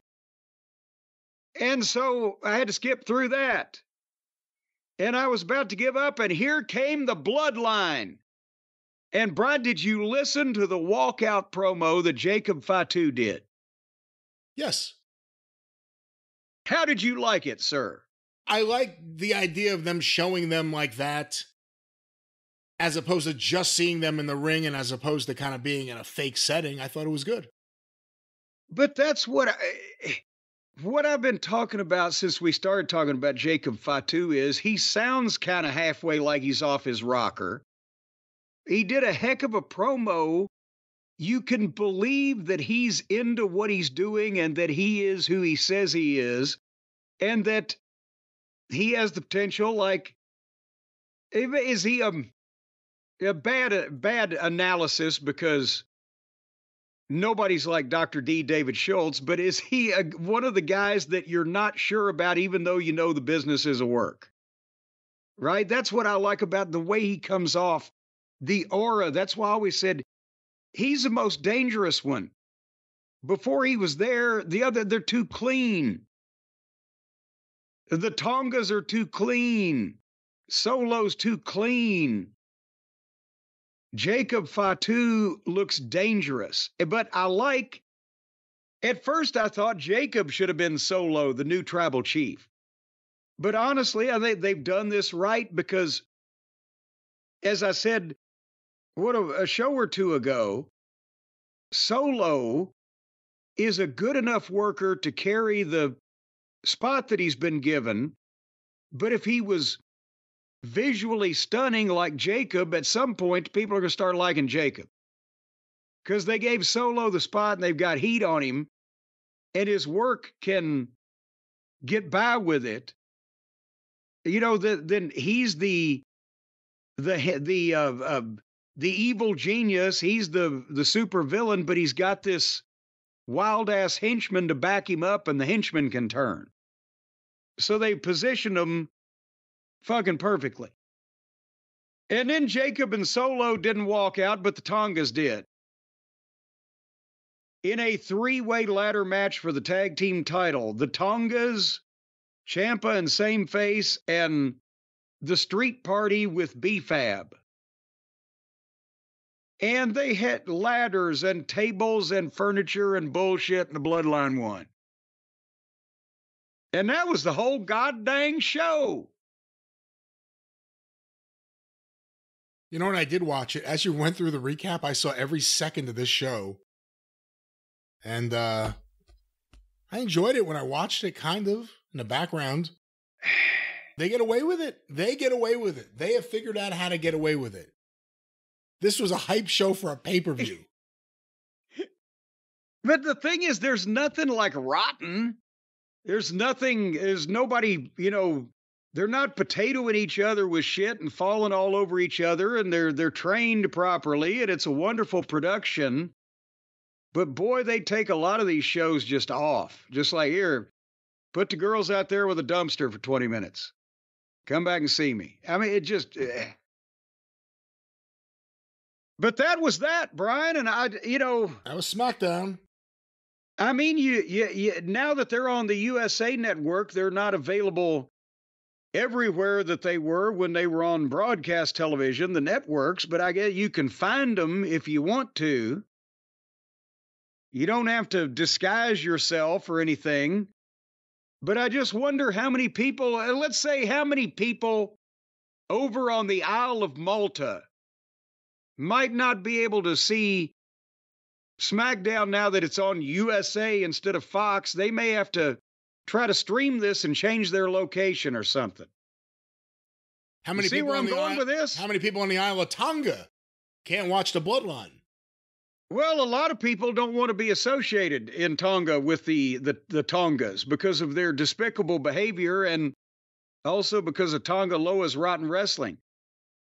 But whether you're on the Isle of Tonga or the Isle of Malta or the Isle of Man or Isle of Dawn, folks, I'll tell you what, our friends at ExpressVPN can put you where you want to be instead of where you are. Let's say, for example, you're living in a slum. Well, boom, with a press of the button, you can switch your location to a mansion, and ExpressVPN will pay for every bit of it. Because once you subscribe, they'll transport you anywhere you want to be in the world. Brian, where would you like to be right now? I'd like to be right here, but just have some time to eat and, catch up on some reading. Well, no, but ExpressVPN's going to pay for it. Now, of course, your whole family has to get a membership for them to take. Maybe you want to go without the kids. No, you're thinking of it all wrong. Think of it the way I just said it. Here I am at my desk just wanting to enjoy a nice succulent meal and read a book or something, but I'd be able to access some of the fine programming, let's say, from the BBC that's not available in America at my computer, from my computer, with my computer and ExpressVPN. Yes. From the BBC, which one? Claudio? Moxley? No, that's the BC. Well, they're not even that anymore, are they? I don't know what they are. I don't know any. They're the ex-BCC. The United Nations of We Can't Draw. Well, nevertheless, speaking of drawing, ExpressVPN can draw from around the world to find you an online location that trick Netflix into showing you the stuff they don't want you to see. As a matter of fact, they've got some personal stuff in the back room over at Netflix. Let's say you call up ExpressVPN after you sign up and say, hey, I want Netflix to show me that video of Gladys Kravitz down the street, that naughty tape that she made where she's just topless and everything. They will show it to you just in your house alone. They might have to break into Gladys Kravitz's house and steal the video, but they'll show it to you. No, none of this is going to happen. And nobody will know you're watching it. Nobody is going to be watching Gladys Kravitz's video. There'll be no tape thefts or anything else. You're going to be able to access fine legal things on your computer with ExpressVPN. Well, change your location to Japan, and you can be able to watch the things they watch in Japan, which some of them involve snakes and eels. But a lot of that stuff is blurred out. And Gladys Kravitz is there, too, and she's not blurred out. Well, her face is, but that's probably for the best. And if you don't have ExpressVPN, you would have to add another subscription to get these things. You'd have to rent things on Apple TV or Prime. So ExpressVPN can save you money, in addition to being most inexpensive for you to begin with, and ExpressVPN also provides strong encryption to protect you from hackers. You'll be able to tell who they are. The nagging cough gives them away. But the hackers they can strike anybody at any time, any place, anywhere, and boom, shit'll just start spitting out of your printer and it'll start coming. Your computer will look like a jackpot on a Nope. What? What? I'm worried about where you're going. I'm trying to preventively. I didn't mean for you to completely stop. I don't know. I'm saying. Oh. Here's the thing. If you get hacked, stuff is going to fly out of your printer like this corny cash came out of my Syndicate from the Garcia twins, Ed and Pedro. And your computer's going to look like a jackpot in Las Vegas, and bling, and lights and bells are going to go off. So protect yourself against the hackers. You can keep your private stuff private. ExpressVPN works on all your devices, whether it be a laptop, an iPhone, a tablet, a smart TV, the Diddlator Mach 5. It'll work on all of your device, up to 8 devices at the same time. Brian, do you have 8 devices? Well, I've got many more than that, of course. Well, who in the world needs more than 8 devices? What kind of devices are you up to? Well, I have 2 computers, for instance, right in front of me. That's 2 devices right there. I have my phone here. That's number 3. You consider your phone a device? Of course it's a device. What would you consider it? I'd consider it a phone. The phone is a device. Well, the shovel is my pick, but right now, folks, get your money's worth and get 3 extra months of ExpressVPN for free. When you go to expressvpn.com/JCE, expressvpn.com/JCE, 3 extra months of ExpressVPN for free on top of what you're purchasing for a very reasonable price, and you're purchasing peace of mind. These people are not going to be able to come into your home through your computer line and steal your children and assault your family and take away your grandma's china. No, they That's won't. all. That's the kind of thing, because they're Chinese hackers. What? They're the hackers from China. They're not going after your grandmother's china. What? Yes, they're taking it back. ExpressVPN, you take it back, ladies and gentlemen. I don't know what it may be, but take it back with ExpressVPN one final time. Jim, what's that promo code? JCE. All right. All righty then. Well, what in the world is happening over at the Arcadian Vanguard Network?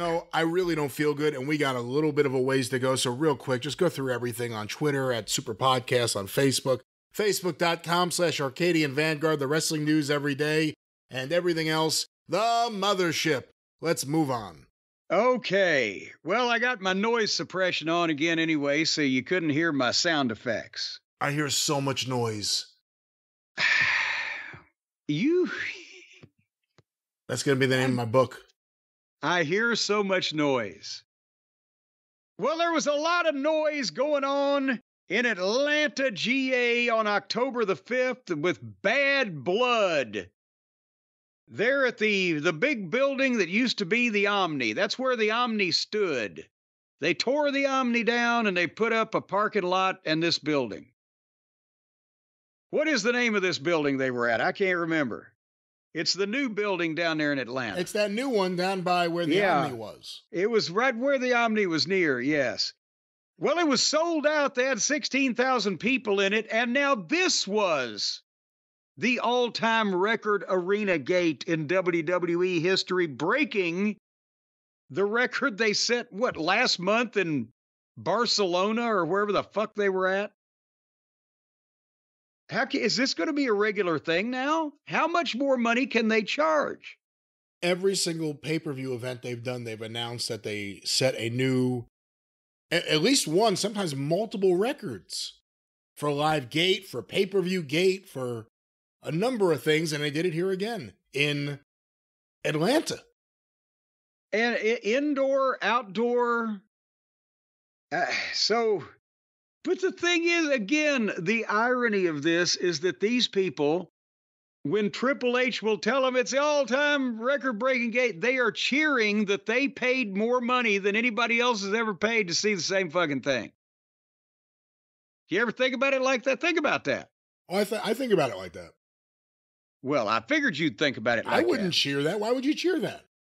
I would say, goddamn refund. Refund. You charged me too much money. Good for you. Yeah, really. Doesn't help me at all. Yeah. So what was are they plugging a movie? What was the deal with the sketch with Triple H he's in the darkness with Cody, giving him the assignment to go on stakeout with the rapper whose name has escaped me. Metro Boomin. God damn, that's right. Oh, what was that all about? If you're the music expert, does anybody know this guy besides members of his immediate family? No, he's got a following. He's a big star, and WWE has kind of doubled and tripled down on hip-hop and just really bad rock that no one buys. There was a lot of rappers on this show. Yeah. How did he get to be featured? Atlanta's a big rap town, obviously, and there's some sort of sponsorship. WWE usually has a music sponsorship for all these pay-per-view events. There's always a theme song for one of these events. They have a music sponsorship while they got rappers on the show. Now, in terms of the skit, I don't know what this is, because this follows up on the Cody Roman Reigns football field skit in Atlanta. Cinematic wrestling scene in Atlanta. Well, I can go for that because that drew some money, but just Cody and this guy sitting in a car with Chinese takeout boxes on the dashboard. Nevertheless, the first of many rappers to come. Rappers may come, rappers may go. Jade and Bianca and Naomi were the hosts of Bad Blood. And I wrote, why do we need hosts? And right then, after that, we never saw them again. Well, we saw them backstage one time when they were in the host room. So they welcomed everybody and said, look up above us, the cell's going to fall. And then they got out of there. Did they get paid for that? I'm sure they did. Fucking hell. Anyway, after we got the first 10 minutes of Gaga out of the way, we got the opening match on Bad Blood. And by cracky, I see why they did it now because of what they went off the air with, but they saved the best for first, the Hell in a Cell match, Drew McIntyre and CM Punk.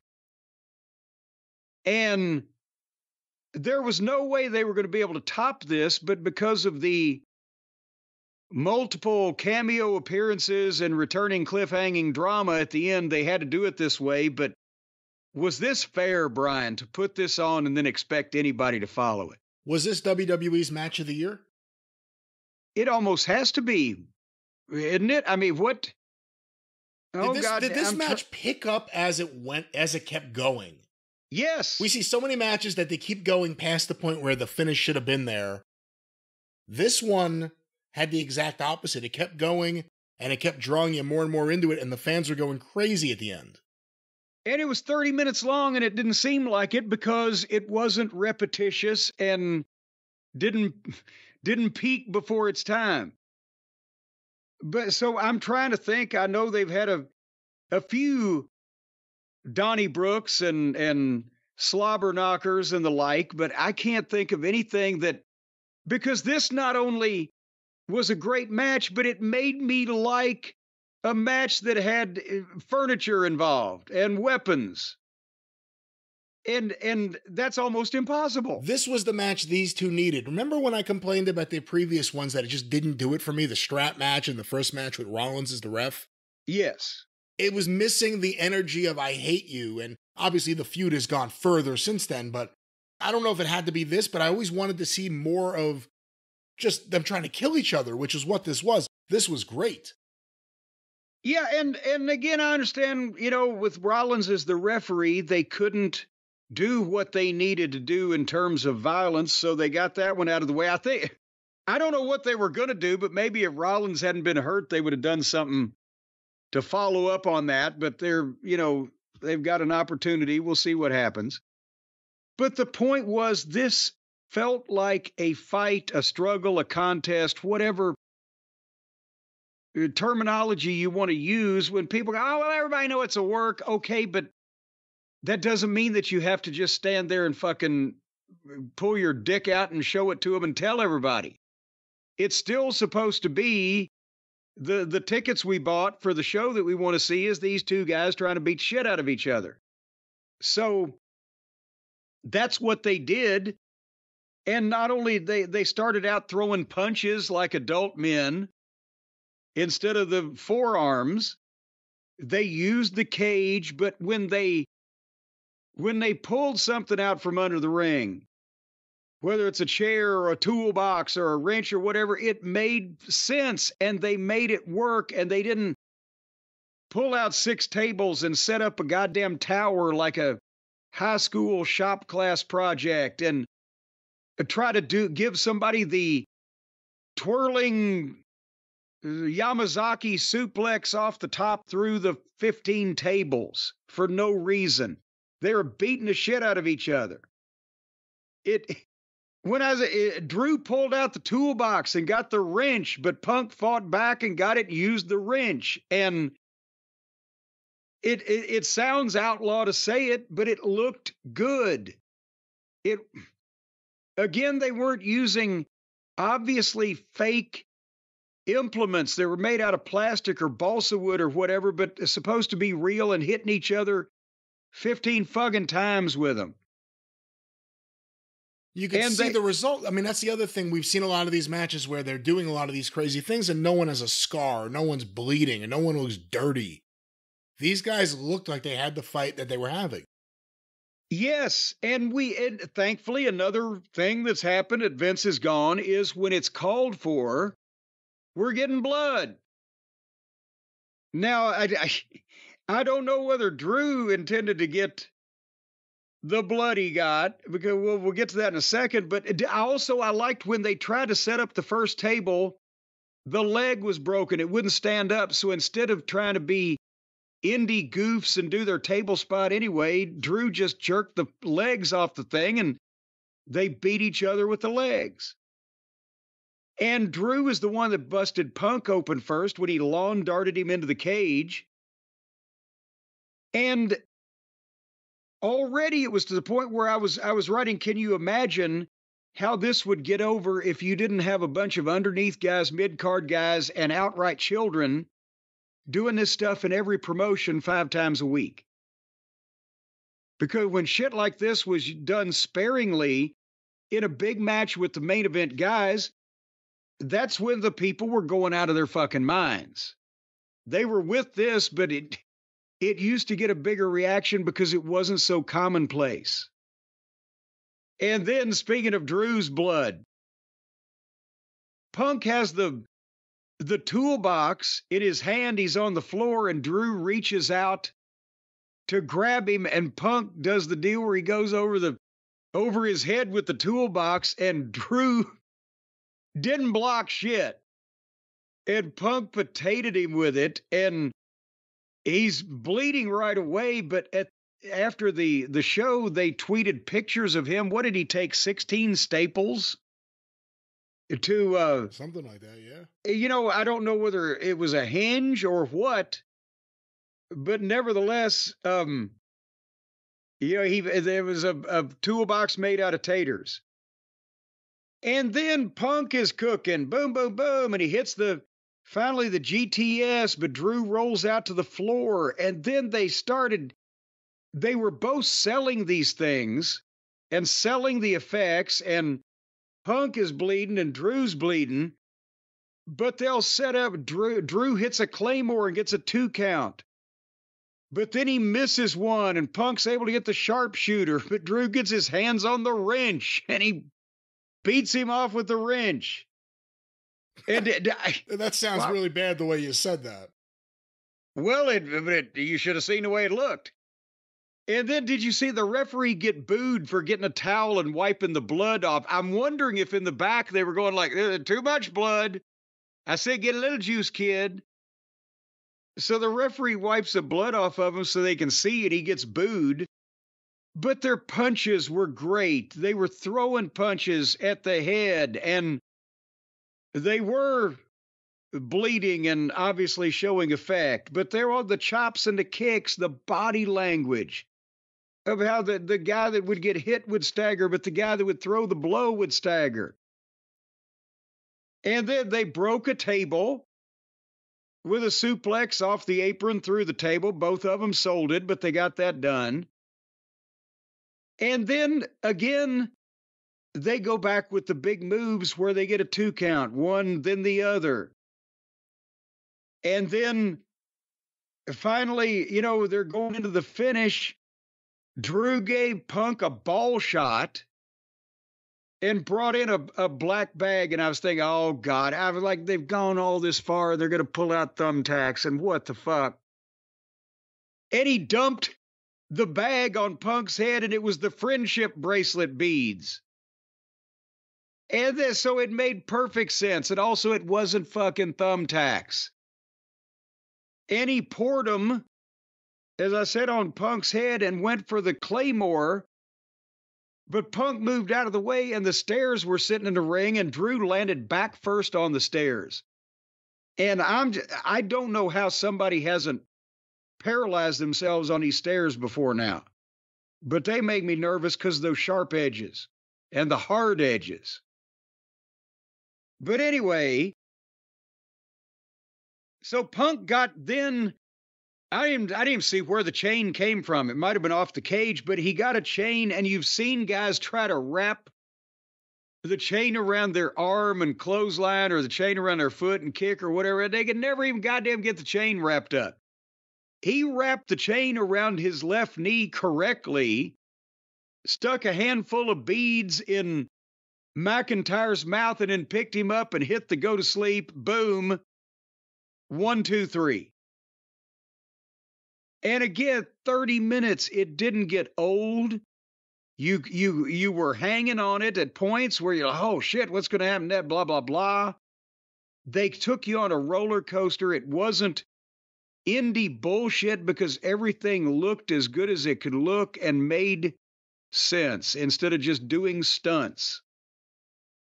And then when Punk left the ring, he collapsed, and the EMTs came out with the oxygen and gave him the oxygen. He got up and he staggered to the back, selling the effects of the fucking thing. Yeah, what'd you think of that? No one does that.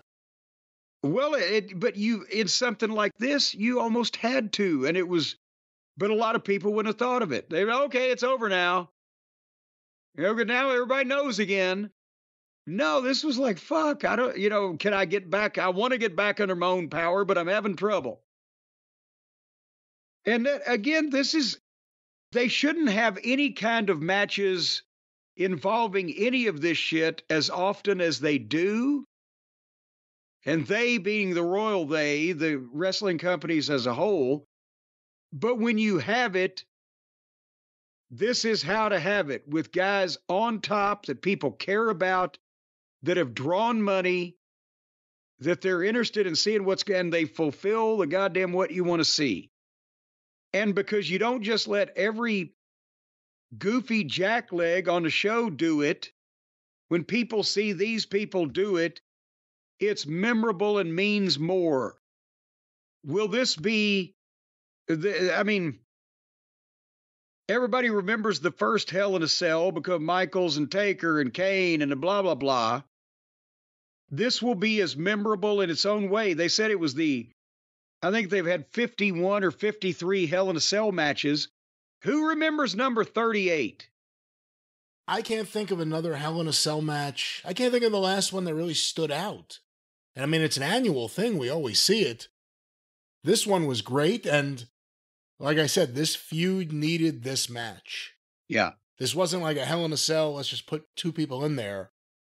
The feud built to this match. It needed to be a certain thing, and they hit a home run. This was one of the best WWE matches I've seen in a very long time. And that's when you also throw in the Hell in a Cells, the Elimination Chambers, the other things they do with a cage or cages or apparati of this type.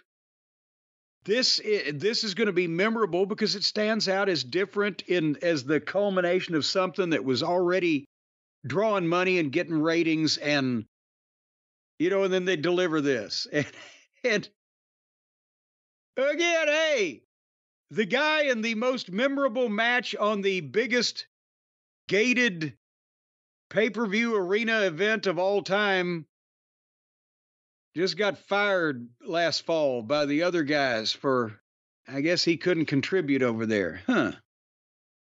What do you do next with Punk and with Drew?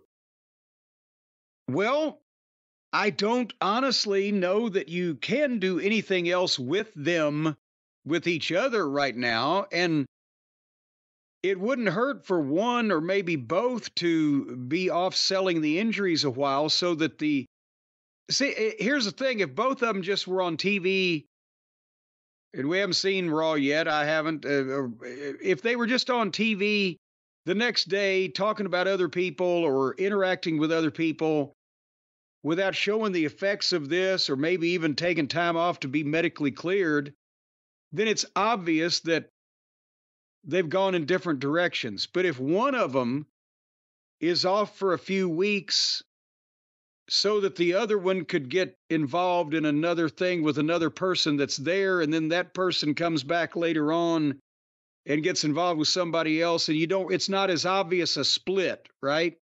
Because they still hate each other. And if you were thinking logically, why would Drew want to quit now? But the answer is that somebody else attracts his eye or Punk gets involved with somebody else. It's a graceful exit. It's like we're going over here now, but it's not like we just said, okay, we're not doing this anymore. So it'll be more subtle. Favorite match of the year? So far, one of them. That was last year, the tag match with FTR. So that was over a year ago. Yeah. My, how time flies when all this shit looks the same. Well, let's leave the cell and go to, what was the next match? Let's leave the cell and go to hell. The Refrigerator versus Bayley for the women's title. Did you watch this? I tried to pick out various points, and Did you see the Frankensteiner or the Hurricane Rana or whatever? No, I didn't. Now you're going to make me mad. I missed something in this match. Yeah, well, let me hear your review. Maybe you saw it and I saw it wrong. Well, I'm going to the finish, so tell me what you saw. I saw fucking Nia Jax kind of do a Hurricane Rana-ish move, from the rope, so she had some advantage, but she couldn't get her. It did not work. I was hoping you would see it. I was really hoping, but I'm sure you will now. Well, Bayley finally, some way or another, was able to pick up the Refrigerator to give her the Samoan drop and cover her. But the Fridge, when the referee went down to count, they were going to do the spot. It looked like where the Fridge, the big monster person, kicks the babyface off of the cover and the babyface lands on the ref. But the Refrigerator gave Bayley such a boost, she went over the referee. And so she stood up and kicked the Refrigerator, and the Refrigerator fell on the referee's back and squishified him. And then Bayley hit her finish, but there was no referee to count. And here comes Tiffy. And she goes to hit Bayley with the briefcase and missed her. Not on purpose. She missed her and then hit her real quick the second time. And then went to the referee and is like, they're milking the thing. Should Tiffy cash in on the Fridge? There's no honor among thieves, whatever. But while that's going on, the Fridge sits up and sees them. And that's when Tiffy pulls the case back from the referee and they argue. And Bayley gets a roll up and a 2 count. And then Bayley goes to the top and Tiffany distracts the referee and fucking Refrigerator gets the Samoan drop off the top rope and a bonsai 1, 2, 3 and wins the thing after you have been Samoan dropped off the top rope by a 397-pound woman, do you need the bonsai drop? No, I don't think anyone needs the bonsai drop from Nia Jax, no. I wish you saw, this was so sloppy. I wish you would have seen this. Well, it's just so much hours and because hours you hear of from programming. people, they're like, oh, you guys are too hard on Nia Jax. If you watch her, she's improved a lot. So I watched. See, I don't believe those people. So I watched it. I wanted to see. Maybe I was wrong. Maybe you're wrong. And I watched it, and man, she sucks. And you were wrong, and I was right. I was right too. I believe the same thing you do. You were wrong because you watched it. Because you were wrong. You believed other people. I believed my own eyes. So I wasn't wrong. You have to see the Hurricane Rana, but whatever. I'll go back to watch the Hurricane. Is she trying to? She obviously couldn't do a backflip of any description. All right, now you got me curious. So, speaking of people such as that, the legends of wrestling, X-Pac, Tully Blanchard, and Arn Anderson were in the front row with a bunch more rappers. Actually, I don't know if they were with them. Did they come in the same car? They were seated near the rappers, but I don't know if they... Yeah, the thing is, they keep showing the same seats with different people sitting in them. Where does everyone go? Where do they shuffle everyone off to? You never see in, like, match number 4, well, there's Tully really cheering on his favorite. And it's the same, maybe they've got a co-op for the tickets. That way it's less expensive. That's how they got the big gate.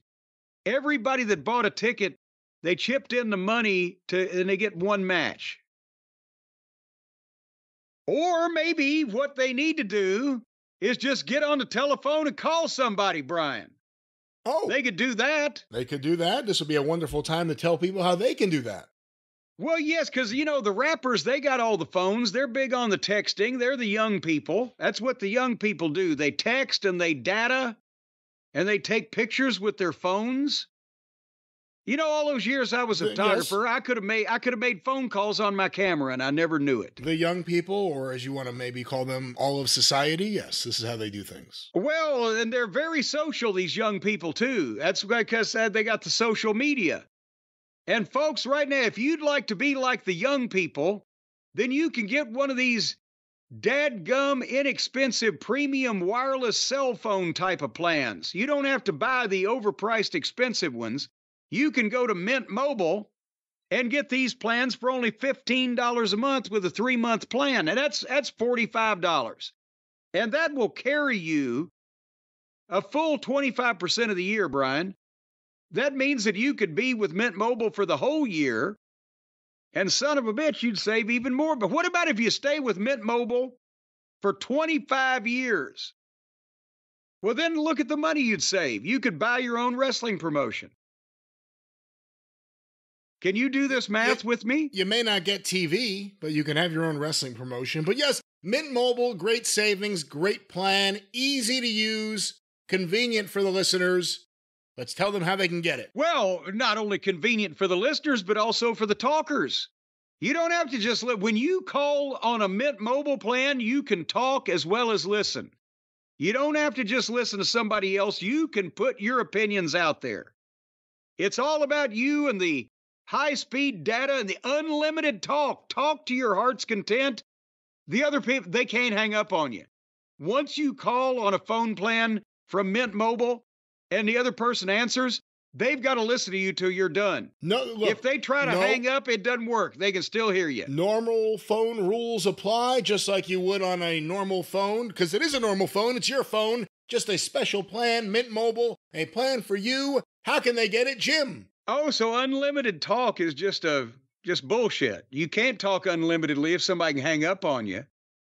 No, you're allowed. They it's unlimited talk out for the subscriber of the phone plan. They could talk without worrying about it. Not you have to listen to someone else's unlimited talk. Well, if I'm subscribing to this phone plan and I want to talk to somebody and they don't want to listen to me, the phone plan ought to back me up. That's right, Mint Mobile, ladies and gentlemen. You call somebody, they can't hang up on you.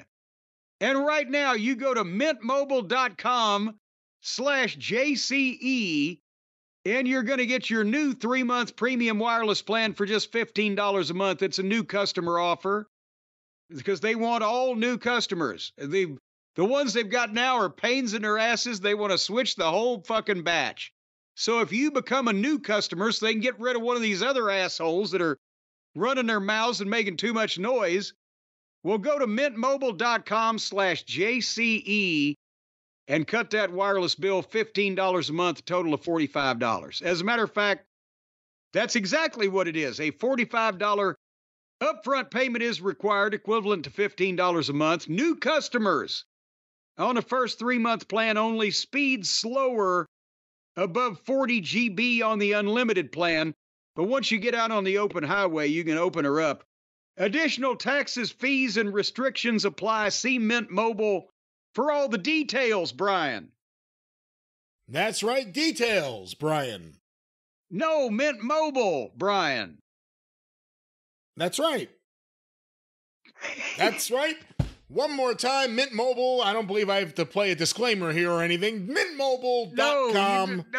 Just say it. Just MintMobile.com. That's where you need to go. /JCE. Save all kind of money. Talk your ass off. We don't care. We're not the ones that have to listen to you. I don't answer the phone when it rings because there might be somebody on the other end. Have you noticed that most of the time when you answer the phone, somebody is on the other end talking to you? It tends to be that way, and you could be that way with Mint Mobile. Once again, mintmobile.com/JCE. Jim, back to Bad Blood. What do you think, before we move on, of WWE? It's now a pattern where they get a bunch of legends at a show and they show them at ringside. Of course, we laugh about them disappearing, but the concerted effort to have some sort of appreciation for history. Well, and it's better than, again, Vince would bring guys in where he could, strip them naked or cover them in shaving cream or do some embarrassing thing to them. It's great to have the previous generations in the crowd watching the new guys and blah, blah, blah. And I like, especially, part of it may have been trans because there's a lot of legends living in the Georgia area. Later on, I think Page was there, Diamond Dallas Page, and some other people. Scott Steiner was there. And I think they ought to do that, even if they had to fly people. Bring the guys that were over in that town or in that market or from that part of the country, and that, makes it even more cool. And then, hopefully, they'll do this for a long time, months and months maybe, and then they'll do a goddamn angle with one of these people. And it'll mean something, but it won't just... Well, they did one with one of them here, but we'll talk about that when we get there. Well, but I mean, on an ongoing basis, to bring one of the legends back as an integral part of the festivities. Well, again, they tease something later on here. Well, but that... without giving anything away, I don't know that gentleman... I'm talking about somebody coming back to become an announcer or a manager or involved with somebody. I don't think the individual that we have yet to talk about is coming back for a long campaign. But nevertheless, I don't know if he's coming back at all. But before we get there, Damian Priest versus Finn Balor. Brian, does that pairing just send chills and shivers up your spine, or shills and shivers? I had no shills or shivers, but I thought it was a good match. That's the thing. It was a good match. And following the first one, was impossible anyway, but I've wanted to like Damian Priest. He has the size, he has the tools, he has all the things we've praised him for. He was more aggressive in this match. He's been more aggressive, I think, since he lost the world title, which kind of, I think, hurt him because everybody's like, okay, they're rolling their eyes at that belt at that point. But it is something not clicked with Damian Priest. Is it maybe, Finn Balor is not a big time top heel. I'm sorry, but he's got the rag in his back pocket and he's wearing fucking sneakers. And he's got the little voice like that. And he's, a foot shorter than Priest and 40 pounds lighter or whatever it is. Would Finn Balor have just been the goddamn greatest thing that Ring of Honor had ever seen back in 2011? He's a Ring of Honor style guy. And they went back and forth in this. There wasn't anything wrong with it. It wasn't bad. It wasn't insulting. It was good as far as being executed, but I zoned out. I've seen they were together and then they've been apart, and it seems like they've always been together or apart. Am I just finding different reasons to explain why I didn't give a shit? No, that was very profound. And that, I mean, again, and then you've never been a Balor fan. It's just, I just don't, he's very good to be part of a group. I don't see him being the leader of the group or being the guy on his own. You don't buy him as a threat to someone the size of Priest. I don't buy him as a threat to society at large. And, and then basically here comes Carlito and JD, and they interfere, and Finn gets a 2 count or 2, and then Carlito draws the referee, and JD slides the chair in. But Priest kicks the chair and nails Carlito and backdrops JD over the top rope. My God, he boosted him 20 feet in the air, and he totally missed Carlito. Poor fellow. The floor was there to break his fall. And then Finn dropped Priest and went to the top and did the double stomp to the back and tried it again. But Priest moved, but Finn got him with 1 foot anyway. And that, I don't know whether he's supposed to get him with both, miss him with both, whatever the fuck. And then he tried again, but Priest caught him with the choke slam 1, 2, 3. And that was the name of that tune. I like Priest when he's supporting Rhea Ripley, who is the star of our show. Well, they kind of did something where they're separated on this show too. And you have to wonder what they're going to do next with him. Do you keep him as a babyface? Do you turn him back heel? No, it's too quick for that. Because it's like the LA Knight thing. Who do you see him working with right now? Yeah, the only thing is that LA Knight is super over, and I think they think that if he'll work with some of these other middle card guys, that it'll elevate them, but it just kind of bores everybody else. But Priest is not super over. Priest and Rhea are super over, and Rhea is super over, and Priest is over okay. But who's he going to work with next, and I don't know. You got a few people floating around there. There's a lot of talent in this salad bowl here. Well, there was more salad to come. Well, that's right, because Triple H had a big Caesar salad for us. So the crown jewel podium is in the ring, and Triple H comes out. He gets the Triple H chance. He recalls living in Atlanta in 1994. I thought for sure he'd mention, the fucking old sites like the original Chick-fil-A down there, the Dwarf House down. And Terry Taylor. But this was the 60th sellout of 2024. And because they're only doing SmackDown, Raw, and the occasional house show these days, that's more impressive even than it used to be. 60th sellout, largest arena gross in history. And they're loving that. And then he plugged Saudi Arabia, and the crowd kind of lightly booed. And then he announced that, and this, I know they wouldn't be doing this if it wasn't that Saudi Arabia is paying them, $50 million a show. We've established that. I think they've admitted that from their own chicken lips. Obviously, they know this is not a good thing to add more belts and more titles and to have their two champions meet each other anywhere but at WrestleMania, but because they're getting paid such a shitload of fucking money at the Crown Jewel in Saudi Arabia, the WWE champion and the world champion, men and women, are going to face each other. Neither of those titles is going to be on the line, but the winner will become a new Crown Jewel champion.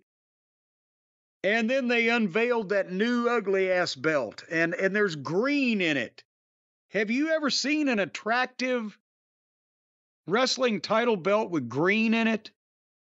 I mean, I kind of like the one Hogan and Backlund had in 83, 84, but that was green leather. Green leather. That's the only green I could think of. I'm talking about Jeff green. Jarrett, when Jeff Jarrett had that bullshit promotion, he was starting up again. Global Force. Was there green in that? That was green, I believe.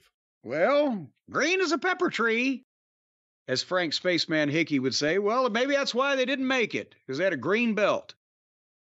The fans here were unimpressed by this announcement. But they got to do it. Like I said, they're making, however many tens of millions of dollars. But here comes Gunther. And he comes out and basically says he's going to be winning the crown jewel belt because he's the world champion and he's going to win his match. And on Monday night, he's going to beat Sami Zayn. And they said they already were sold so far out, they didn't even need that match on this pay-per-view. They're just putting it on television. And then Gunther said, well, let's put the spotlight on the legends and the fans and now at that point, I think Tully and Arn's tour of duty was over. And Goldberg was at ringside with his son and I believe another rapper, wasn't he? Who was he there with? Possibly they showed him next to Killer Mike earlier the night. There you go. Why don't they bring out the Temptations or some of the Motown groups for some of the old legends? Because they're all dead. That's true. Anyway, so the fans are chanting Goldberg, Goldberg. And Gunther says, because of course he referenced him with the promo he did with Bret Hart here a few weeks ago. And he told Goldberg, he said, I have to admit, see, I can do his voice now. See, you see, that sounds just like Gunther now, doesn't it? Oh, yeah. Yeah. Anyway, Gunther says, I didn't really mean it when I said you were my hero. I was just busting Bret's balls. A guy like a one-trick pony like you couldn't be my hero. And then Gunther tells Goldberg's son, I hope he's a better father than he is a wrestler. And that's why Goldberg's been sitting there and they've got the reaction shots. And he's kind of laughing it off and smiling. And then when he got to that point, now he's hot. And he stood up and he took his jacket off and he hopped over the rail. And security came out and Goldberg was milking it and the people were up. And yeah, we want to see this. And suddenly Sami Zayn hit the ring and attacked Gunther. And they had a big fight and a big pull apart to plug. Now they're plugging Raw on the pay-per-view. But I guess it doesn't really matter anymore, does it? It's all content. You don't have to buy the pay-per-view. Yeah. You can just subscribe to Peacock. But anyway, I see what you were saying earlier when you said, well, they did something with one of the legends, but it's... Did that seem like the last time we're going to see Goldberg or his son with Gunther? Well, I don't honestly think they're going to do Goldberg versus Gunther as a match because they wouldn't put Goldberg over and it would probably be a bummer if he didn't win because people would know it'd probably be his last match. But they're not going to put Goldberg over Gunther at this stage of the game because that would be ridiculous. It would be ridiculous, and we don't know what they'll do and what will build to what, but we did hear, remember it was a while back we heard rumors that Tony Khan and Goldberg did an interview where he said he wouldn't go to AEW, thought it was a clown show. And we know what Tony Khan has thought of Goldberg in the past, but Goldberg also said he wanted to do a retirement show or a retirement tour. I forget what it was. I think he said retirement tour. There's only one place to do it if you're going to do anything. I'm not saying they're going to give him a tour. They're about to do it for Cena. You can't do it for two guys in a row. But if and you can't do it two guys concurrently. And when both of them, well, Cena's ready to retire and Goldberg's in his 50s. So it's not like he can wait around. That's why I'm saying this was for Atlanta.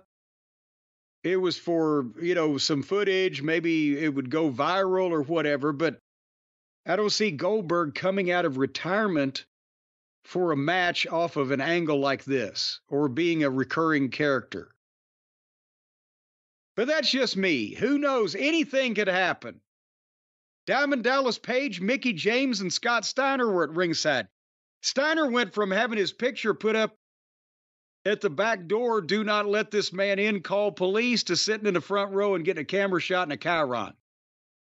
So anything can happen.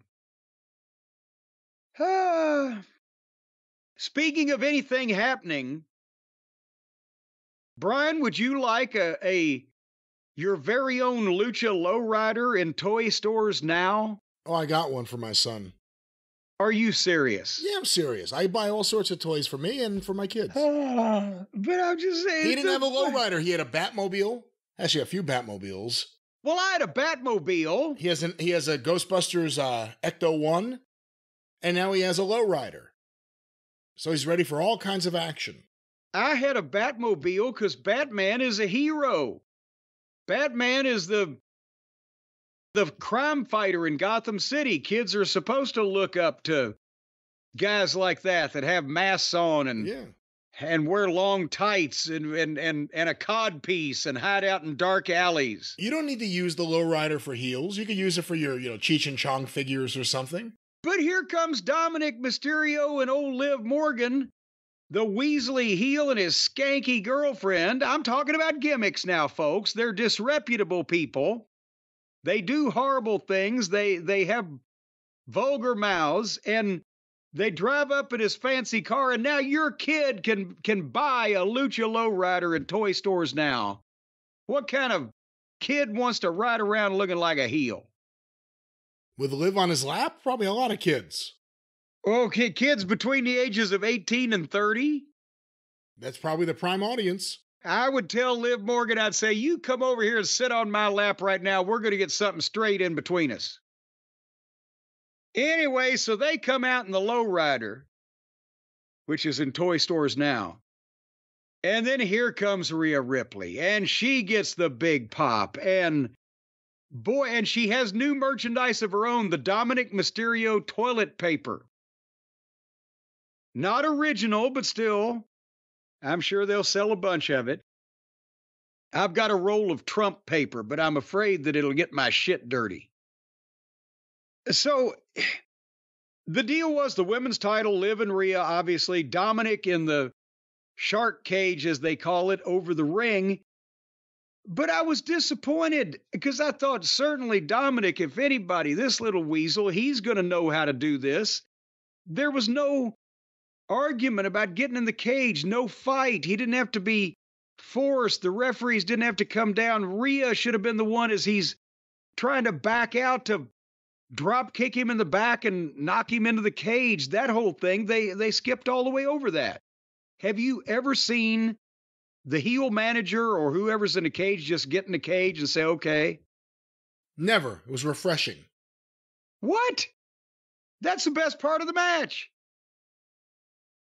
I remember when I told old Dick Worley in Baltimore at the Bash 88, I have to go to the bathroom, let me out.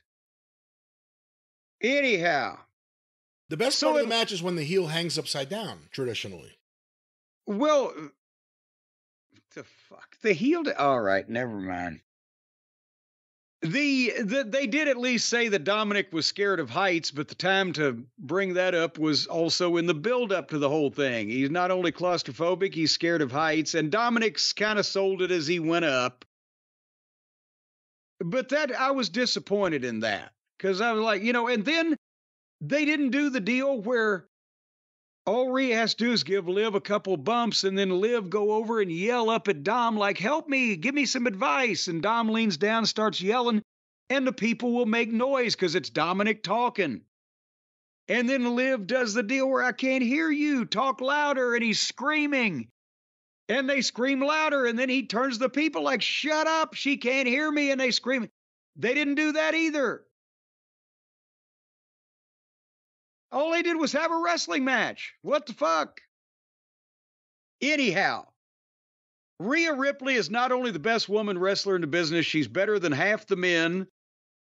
And I must admit that Liv Morgan, in this instance, the match made sense. Liv was aggressive because she's so much smaller. She was sneaky.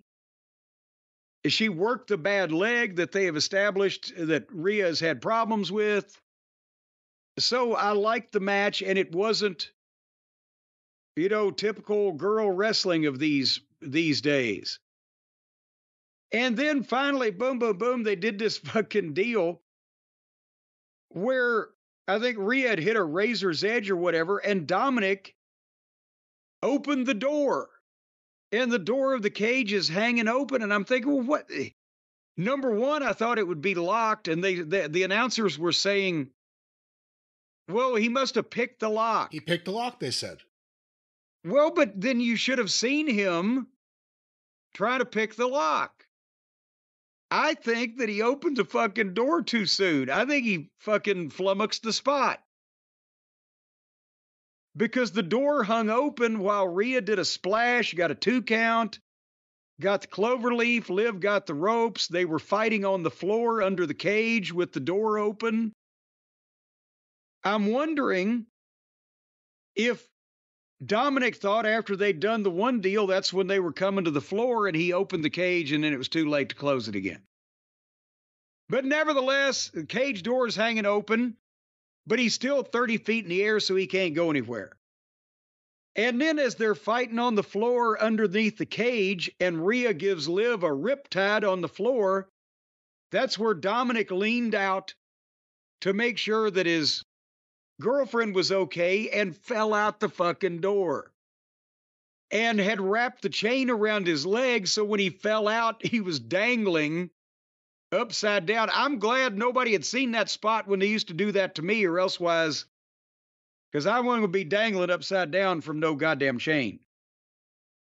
Anyway, at that point, Rhea tells the referee, hey, I need a minute. I got to go take care of some business, and jumps out and gets a kendo stick and uses Dominic as the piñata.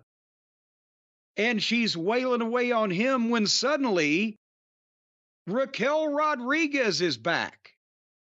And she jumps Rhea Ripley and gets a disqualification and beats up Rhea and helps Liv up and hands her the belt. So now is this a Camille Mercedes business with Raquel and Liv all of a sudden? Well, it'll be Raquel and Liv and Dominic. And I groaned. I thought, not at Raquel returning, but just the finish to this match. It needed a better finish, I think. Very blah finish and a letdown. But also, remember we said Raquel looked good at one point, but then they made her wear a bunch of makeup and softened her hair up and had her smiling and spreading her fucking shoulders out. And I said, oh, the smile looks so unnatural. At least it gave her some personality, because here she looked like a goddamn robot. But that's what happened there. They couldn't beat Rhea, but I guess they didn't want to switch the belt. You can't. Liv is so good right now. You can't change anything with her. Well, maybe she could change her underwear every once in a while. Well, maybe. You could ask Dominic about that. But no, she's so perfect in this role. And even her taking the beating from Rhea, it's not completely unbelievable. She's really good in the role they gave her.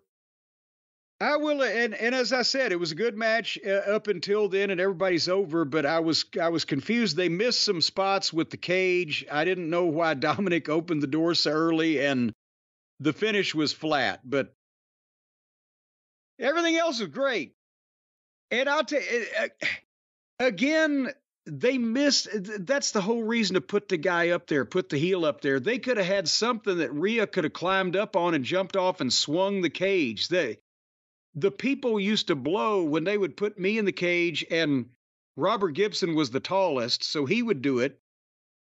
He could jump up on the top rope and kind of walk a step or two down the rope and push the cage and swing me, and I'd be going back and forth and shitting myself. And the people are going crazy. You have to fuck with the manager or the second or the partner or whoever's in the cage, because that gives people what they wanted to see out of it. So I was disappointed a little there. And it's easy to make people shit. In Houston, Texas, the Sam Houston Coliseum, they fucking, instead of having some type of professional apparatus and a chain and everything, they put me in that goddamn manager cage, and 3 guys pulled me up on a pulley with a rope and tied it off to the ring post. And I'm 20 feet up in the air, but every time that rope stretches, you drop about a half an inch. You're like, oh shit, this is a big one. I've been in cherry pickers. I was hung from a sit-down harness while I was in a straitjacket. My legs went numb. They put me in every goddamn thing, but you have to participate with the guy or the person or whatever that's in the thing. All right. Brian, would you like to talk about the main event? It's the main event. I'd like to hear what you thought of it, yeah. Solo and Jacob Fatu against Cody Rhodes and Roman Reigns, and this is what, you know, the big, the gate and the whole 9 yards. Yes, Drew and Punk was a hot program, but this is what they've been trying to feature. What's going to happen with Cody and Roman? Will they get along? Will they break up? What's going to take place? And this was the big tease. And when they start this match, allegedly, they said the Tongas, Loa and Tama, were not there because of the beating they suffered the previous night. Have we decided that probably it's the shits to have a marching band and dancers playing Cody's music? It didn't seem necessary for this, but then again, it was his hometown, and he's very much into big band music. Well, then he should have had Glenn Miller or Kay Kaiser. Cody's known for his love of marching bands, so I thought... What about Ish Kabibble? Google that one, kids. Boy, howdy, I'll tell you what. It was the University of Arkansas Pine Bluff Marching Band. They weren't even from Atlanta. Did you hear the story behind this? No. Apparently, at one of their games, they played Cody's music and it went viral. So he found out, I guess, and they got him to come. But a college marching band, even one as accomplished as the University of Arkansas at Pine Bluff, Cody's music doesn't sound right coming from a marching band. It's like Stairway to Heaven on a harmonica. So then they did the real entrance with the real music, and out came Cody and blah, blah, blah. And then Roman is ready to come out, and they have an orchestra. I mean, like, not a college band, but like an orchestra. There was a gray-headed motherfucker, looked like he was 87 if he was a day. But they got the bass and the strings and the oboe and the oba and the femi and all those other people. And it sounded better because Roman's music lends itself to that orchestration a little bit better. But they were 3 hours into the show when they rang the bell to start the match. And I have to say, for once, I don't think this was too long, because everything was kept moving and the matches were good. So now we got the main event. And it was a tag team match, playa. And I think it was more about the story than the match. The match was nowhere near as revolutionary or groundbreaking or exciting or, whatever, scintillating, whatever term you want to use for the Hell in a Cell match. But there wasn't anything wrong with it. And everybody in the match is either a star or, in the case of Jacob Fatu, is the star henchman. So the match, and they kept it moving, but they kept it fresh at the same time. It wasn't the same shit you always see, and it wasn't the same shit happening over and over. And I mean, I did a notations of the back and forth, but basically that's what they did. They took the people on kind of the roller coaster ride where the baby faces would be in charge, but then the heels would settle down and get some heat on them, but then there'd be a tag. And I will mention at one point, Roman, actually, they got a little heat on him, and he made a hot tag to Cody. And it actually was a decent hot tag. And then Cody made a comeback, hit the flip, flop, and fly, all the dusty stuff, gets over in Atlanta especially. And then later on, when it was time for the reverse, Cody kind of cold tagged Roman, but the people popped anyway because they wanted to see Roman come in and make the comeback. So Cody just kind of stood up and reached his hand out and leaned over and tagged him and fell. But he made the big comeback on Solo, did Roman. And the Superman punch. And then Solo and Jacob stopped Roman and Fatu with that fucking springboard moonsault. And he doesn't even have to look, and he nails it every time. It's amazing. The first time I saw him do that in MLW, I was like, he doesn't look physically like he should be able to do the shit that he does. And he was probably 50 pounds heavier then. But he just instinctively, I mean, I would let him, I don't know that there's anybody else that I'd let moonsault me except for Jacob Fatu, because I've never seen him potato anybody with it. But anyway, then they go to the floor, Cody and Jacob. And Cody hits the crossroads on the floor.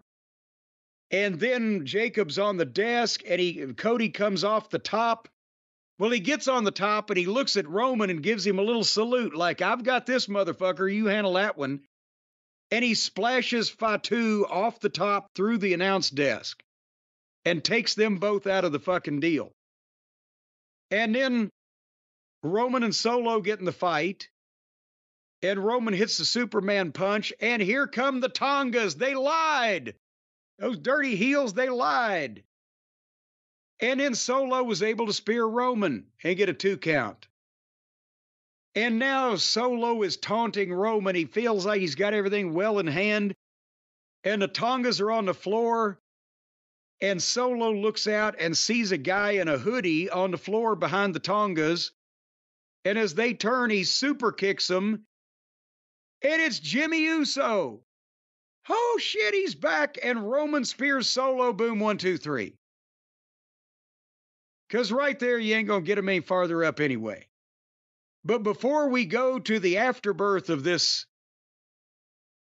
long, sordid saga, what'd you think of the match? I thought it was okay, but just okay. It took a while, I thought. There were some really cool moments, like the moonsault, like Cody giving the sign off to Roman and sacrificing himself to give Roman that moment. But I thought the match was just okay, but that's typically what Bloodline matches are. It's not about the matches. It's about the moments that happen around the matches. And I think that's, as we're going to get to this whole deal here in a second, that's why they had to put this on last. But I really think this match would have probably gotten over better if it hadn't come after the Hell in a Cell match. Everything else just, the people still enjoyed a lot and they cheered for everybody. But after you had seen that, your level of being impressed, the bar had been raised. You see what I'm saying?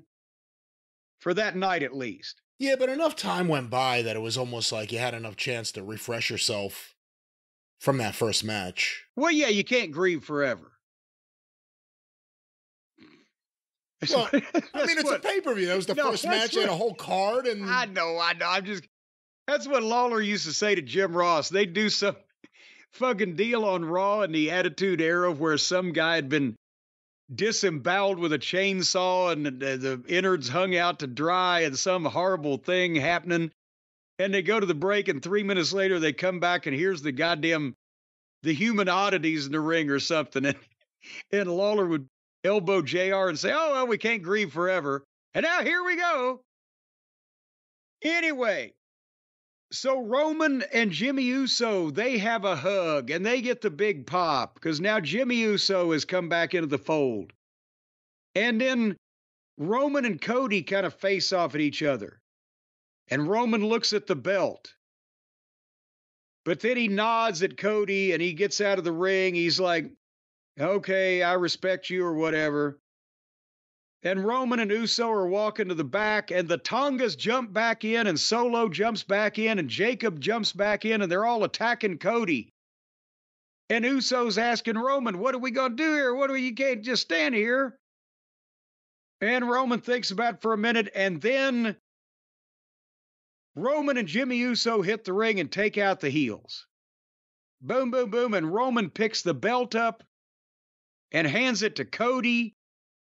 And right as that happens, you hear from the PA system, if you smell.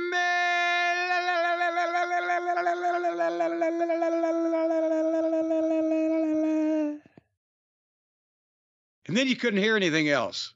Now, if you smell what The Rock is cooking, and the crowd went batshit, and it's The Rock with the People's Champion belt that he got from Muhammad Ali's widow at a yard sale. And The Rock stared at the baby faces, and the baby faces stared at The Rock, and the baby faces stared at each other, staring at The Rock, and The Rock stared at the people staring at him, staring at the baby faces. And then The Rock left. So that's what happened. WrestleMania's next year, so Rock's getting ready for the season that he'll be around, and he gets to now claim that he drew the gate, and drew the house, and drew everything for the show. Are you saying it 'tis the season to be Rocky? Well, we will see what happens, because, those are the two natural matchups he has, Cody and Roman. We don't know who he's going after right now. It's intriguing. We'll see where it goes, and that was Bad Blood. Well, I tell you, Brian, did you see the thing after the show that? Well, that's where I was going to say. Overall, I was going to say a very acceptable show. Big Hell in a Cell match. Some other stuff was good, but they couldn't fit everything into the pay-per-view. Some of the stuff happened after the pay-per-view, and I got to admit, you could never have done this before. When I say before, I mean before probably 10 or 12 years ago. But there was no way prior to social media, the cell phone cameras, everybody having a camera in their pocket, there was no way to do a turn without actually showing it on television or talking about it. You had to use television because there was no other option.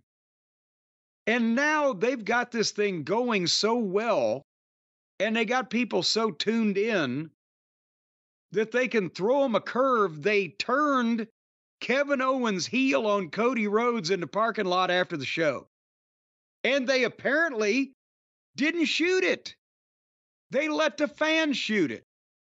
Now, I don't know if that clip going around is a real fan or someone playing the part of a fan. There's more than one clip shot by fans going around. Well, I saw one in a number of places. I thought there was a main one. Did they do this, or just did they instigate the people retweeting it on social media, or did they let them start it from scratch? Because that would be even greater. I don't know. And we don't know, because they would not be doing it from the WWE account. They'd be doing it from Sam 45678 or whatever. But whatever the point is, you see, there was an area behind the building in the parking area where, and I've been to arenas like this before, where maybe it's the edge of a parking garage, or people can get up higher and you're looking down and you're seeing the VIP parking area or employee entrance area of the building. And there's Kevin Owens and Cody Rhodes having an argument just out by themselves in the middle of the parking lot, where the fans can shoot it with their camera phones. And then you can hear the chatter of the fans. What are they talking about? And then all of a sudden, Owens just punches Cody, and boom, and starts getting on him, and Cody's covering up, and Owens is kicking him and stomping him and wailing on him. And then some people run up and try to start separating it. But the fans did the camera work for the fucking promotion. And I would have to think that because they did this way, that they really didn't shoot it. And you could see now there was no cameras in sight. So they're going to let the social media footage that the fans took be the only record of it. And it's going around, and they had Triple H tweet, I guess, that we are aware of an incident between Cody Rhodes and Kevin Owens at the arena, and we're addressing it internally. So normally, again, you would have to beat people over the head with showing it on television. Here's what happened. Here's what happened. Now more people are seeing it and interested in it because they're not showing it to them at all. You got to look up the fan footage. Everybody now has their own TV station. So I love the idea. I think that's fucking great. I can't believe they went ahead and turned Kevin Owens on Cody Rhodes. This probably means they are pretty sure he is on the way out. I would think. But what? Let's turn him and feed him to Cody before we lose him. That's what I think. I thought he was leaving a few weeks ago when I said it on the air. So this. Well, I know you said yes, and we talked about it, and I was of that opinion also. But this is more evidence that it's not like you're goddamn Nostradamus over there. But then the only thing that, again, that made me wonder, because then Orton turning on Cody is the money, and I was thinking maybe that might dull it or take the shine off of it. But maybe that just indicates that Cody picks his friends wrong because of the incredible power of the pull of the world title. I don't think it does anything to take away Orton's turn as long as Orton doesn't turn right away. If we go another year... That's true. If we go another year where he's Cody's friend, it'll only make it stronger. If he was Cody's friend when Orton turned on him, and whatever else happens to him between now and then, I think then you got something. Well, right now, apparently they're going to have to discipline Kevin Owens for punching Cody out in the parking lot. Maybe, you know what? Owens ought to retain Stephen P. New. What did you think of the execution beyond the actual, use of fan footage or what may be fan footage? What did you think of the execution of the two guys? Besides Owens getting a little fancy with his stomps, like he was doing a backward stomp and like it looked like a beatdown in a ring. A little bit with the kicks, which kind of took away from it a little bit, but they did a good job. And Cody really got sucker punched and just had to cover up and lay there. Owens was doing the most of it, but it got the people there at the time that you hear on the video. And we shall see where they go with Cody and Kevin Owens. But you know what? A Survivor Series is coming up. It's coming certainly. Up. We heard what? Beginning of the year his contract's over, or at the end of the year? That's where it matters. That's what tells you if they're going to do Survivor Series, get it done, or start it now and get it done with Royal Rumble or something. Well, that sounds like more like Owens and Rhodes sounds like a December pay-per-view. Are they doing a December pay-per-view this year? If we get Owens versus Sami Zayn all of a sudden on one of these shows, is that a sign that he's leaving? He asked for one last match with his buddy. Oh, yeah. Oh, yes. Oh, yeah. He's got to give him a kiss on the way out. Because, they'll want to do, when they're in an old folks' home somewhere, they'll want to have a match out in the backyard just to entertain themselves and the old lady in 5B. Well, that wasn't 5B. That was 2B, Bad Blood. To be determined. Bad blood. Do run, run. The show is over, isn't it? It's your show. I mean, this is how you're choosing to close the show. Oh, now it's my fault. All right, folks. We're going to be back in a couple of days with Raw and Title Tuesday and NXT in St. Louis and so much more on the drive-thru. And we thank you for hanging with us on this one. And we'll be back next week with another one. Until then, this one's over. So thank you, fuck you, and bye-bye, everybody.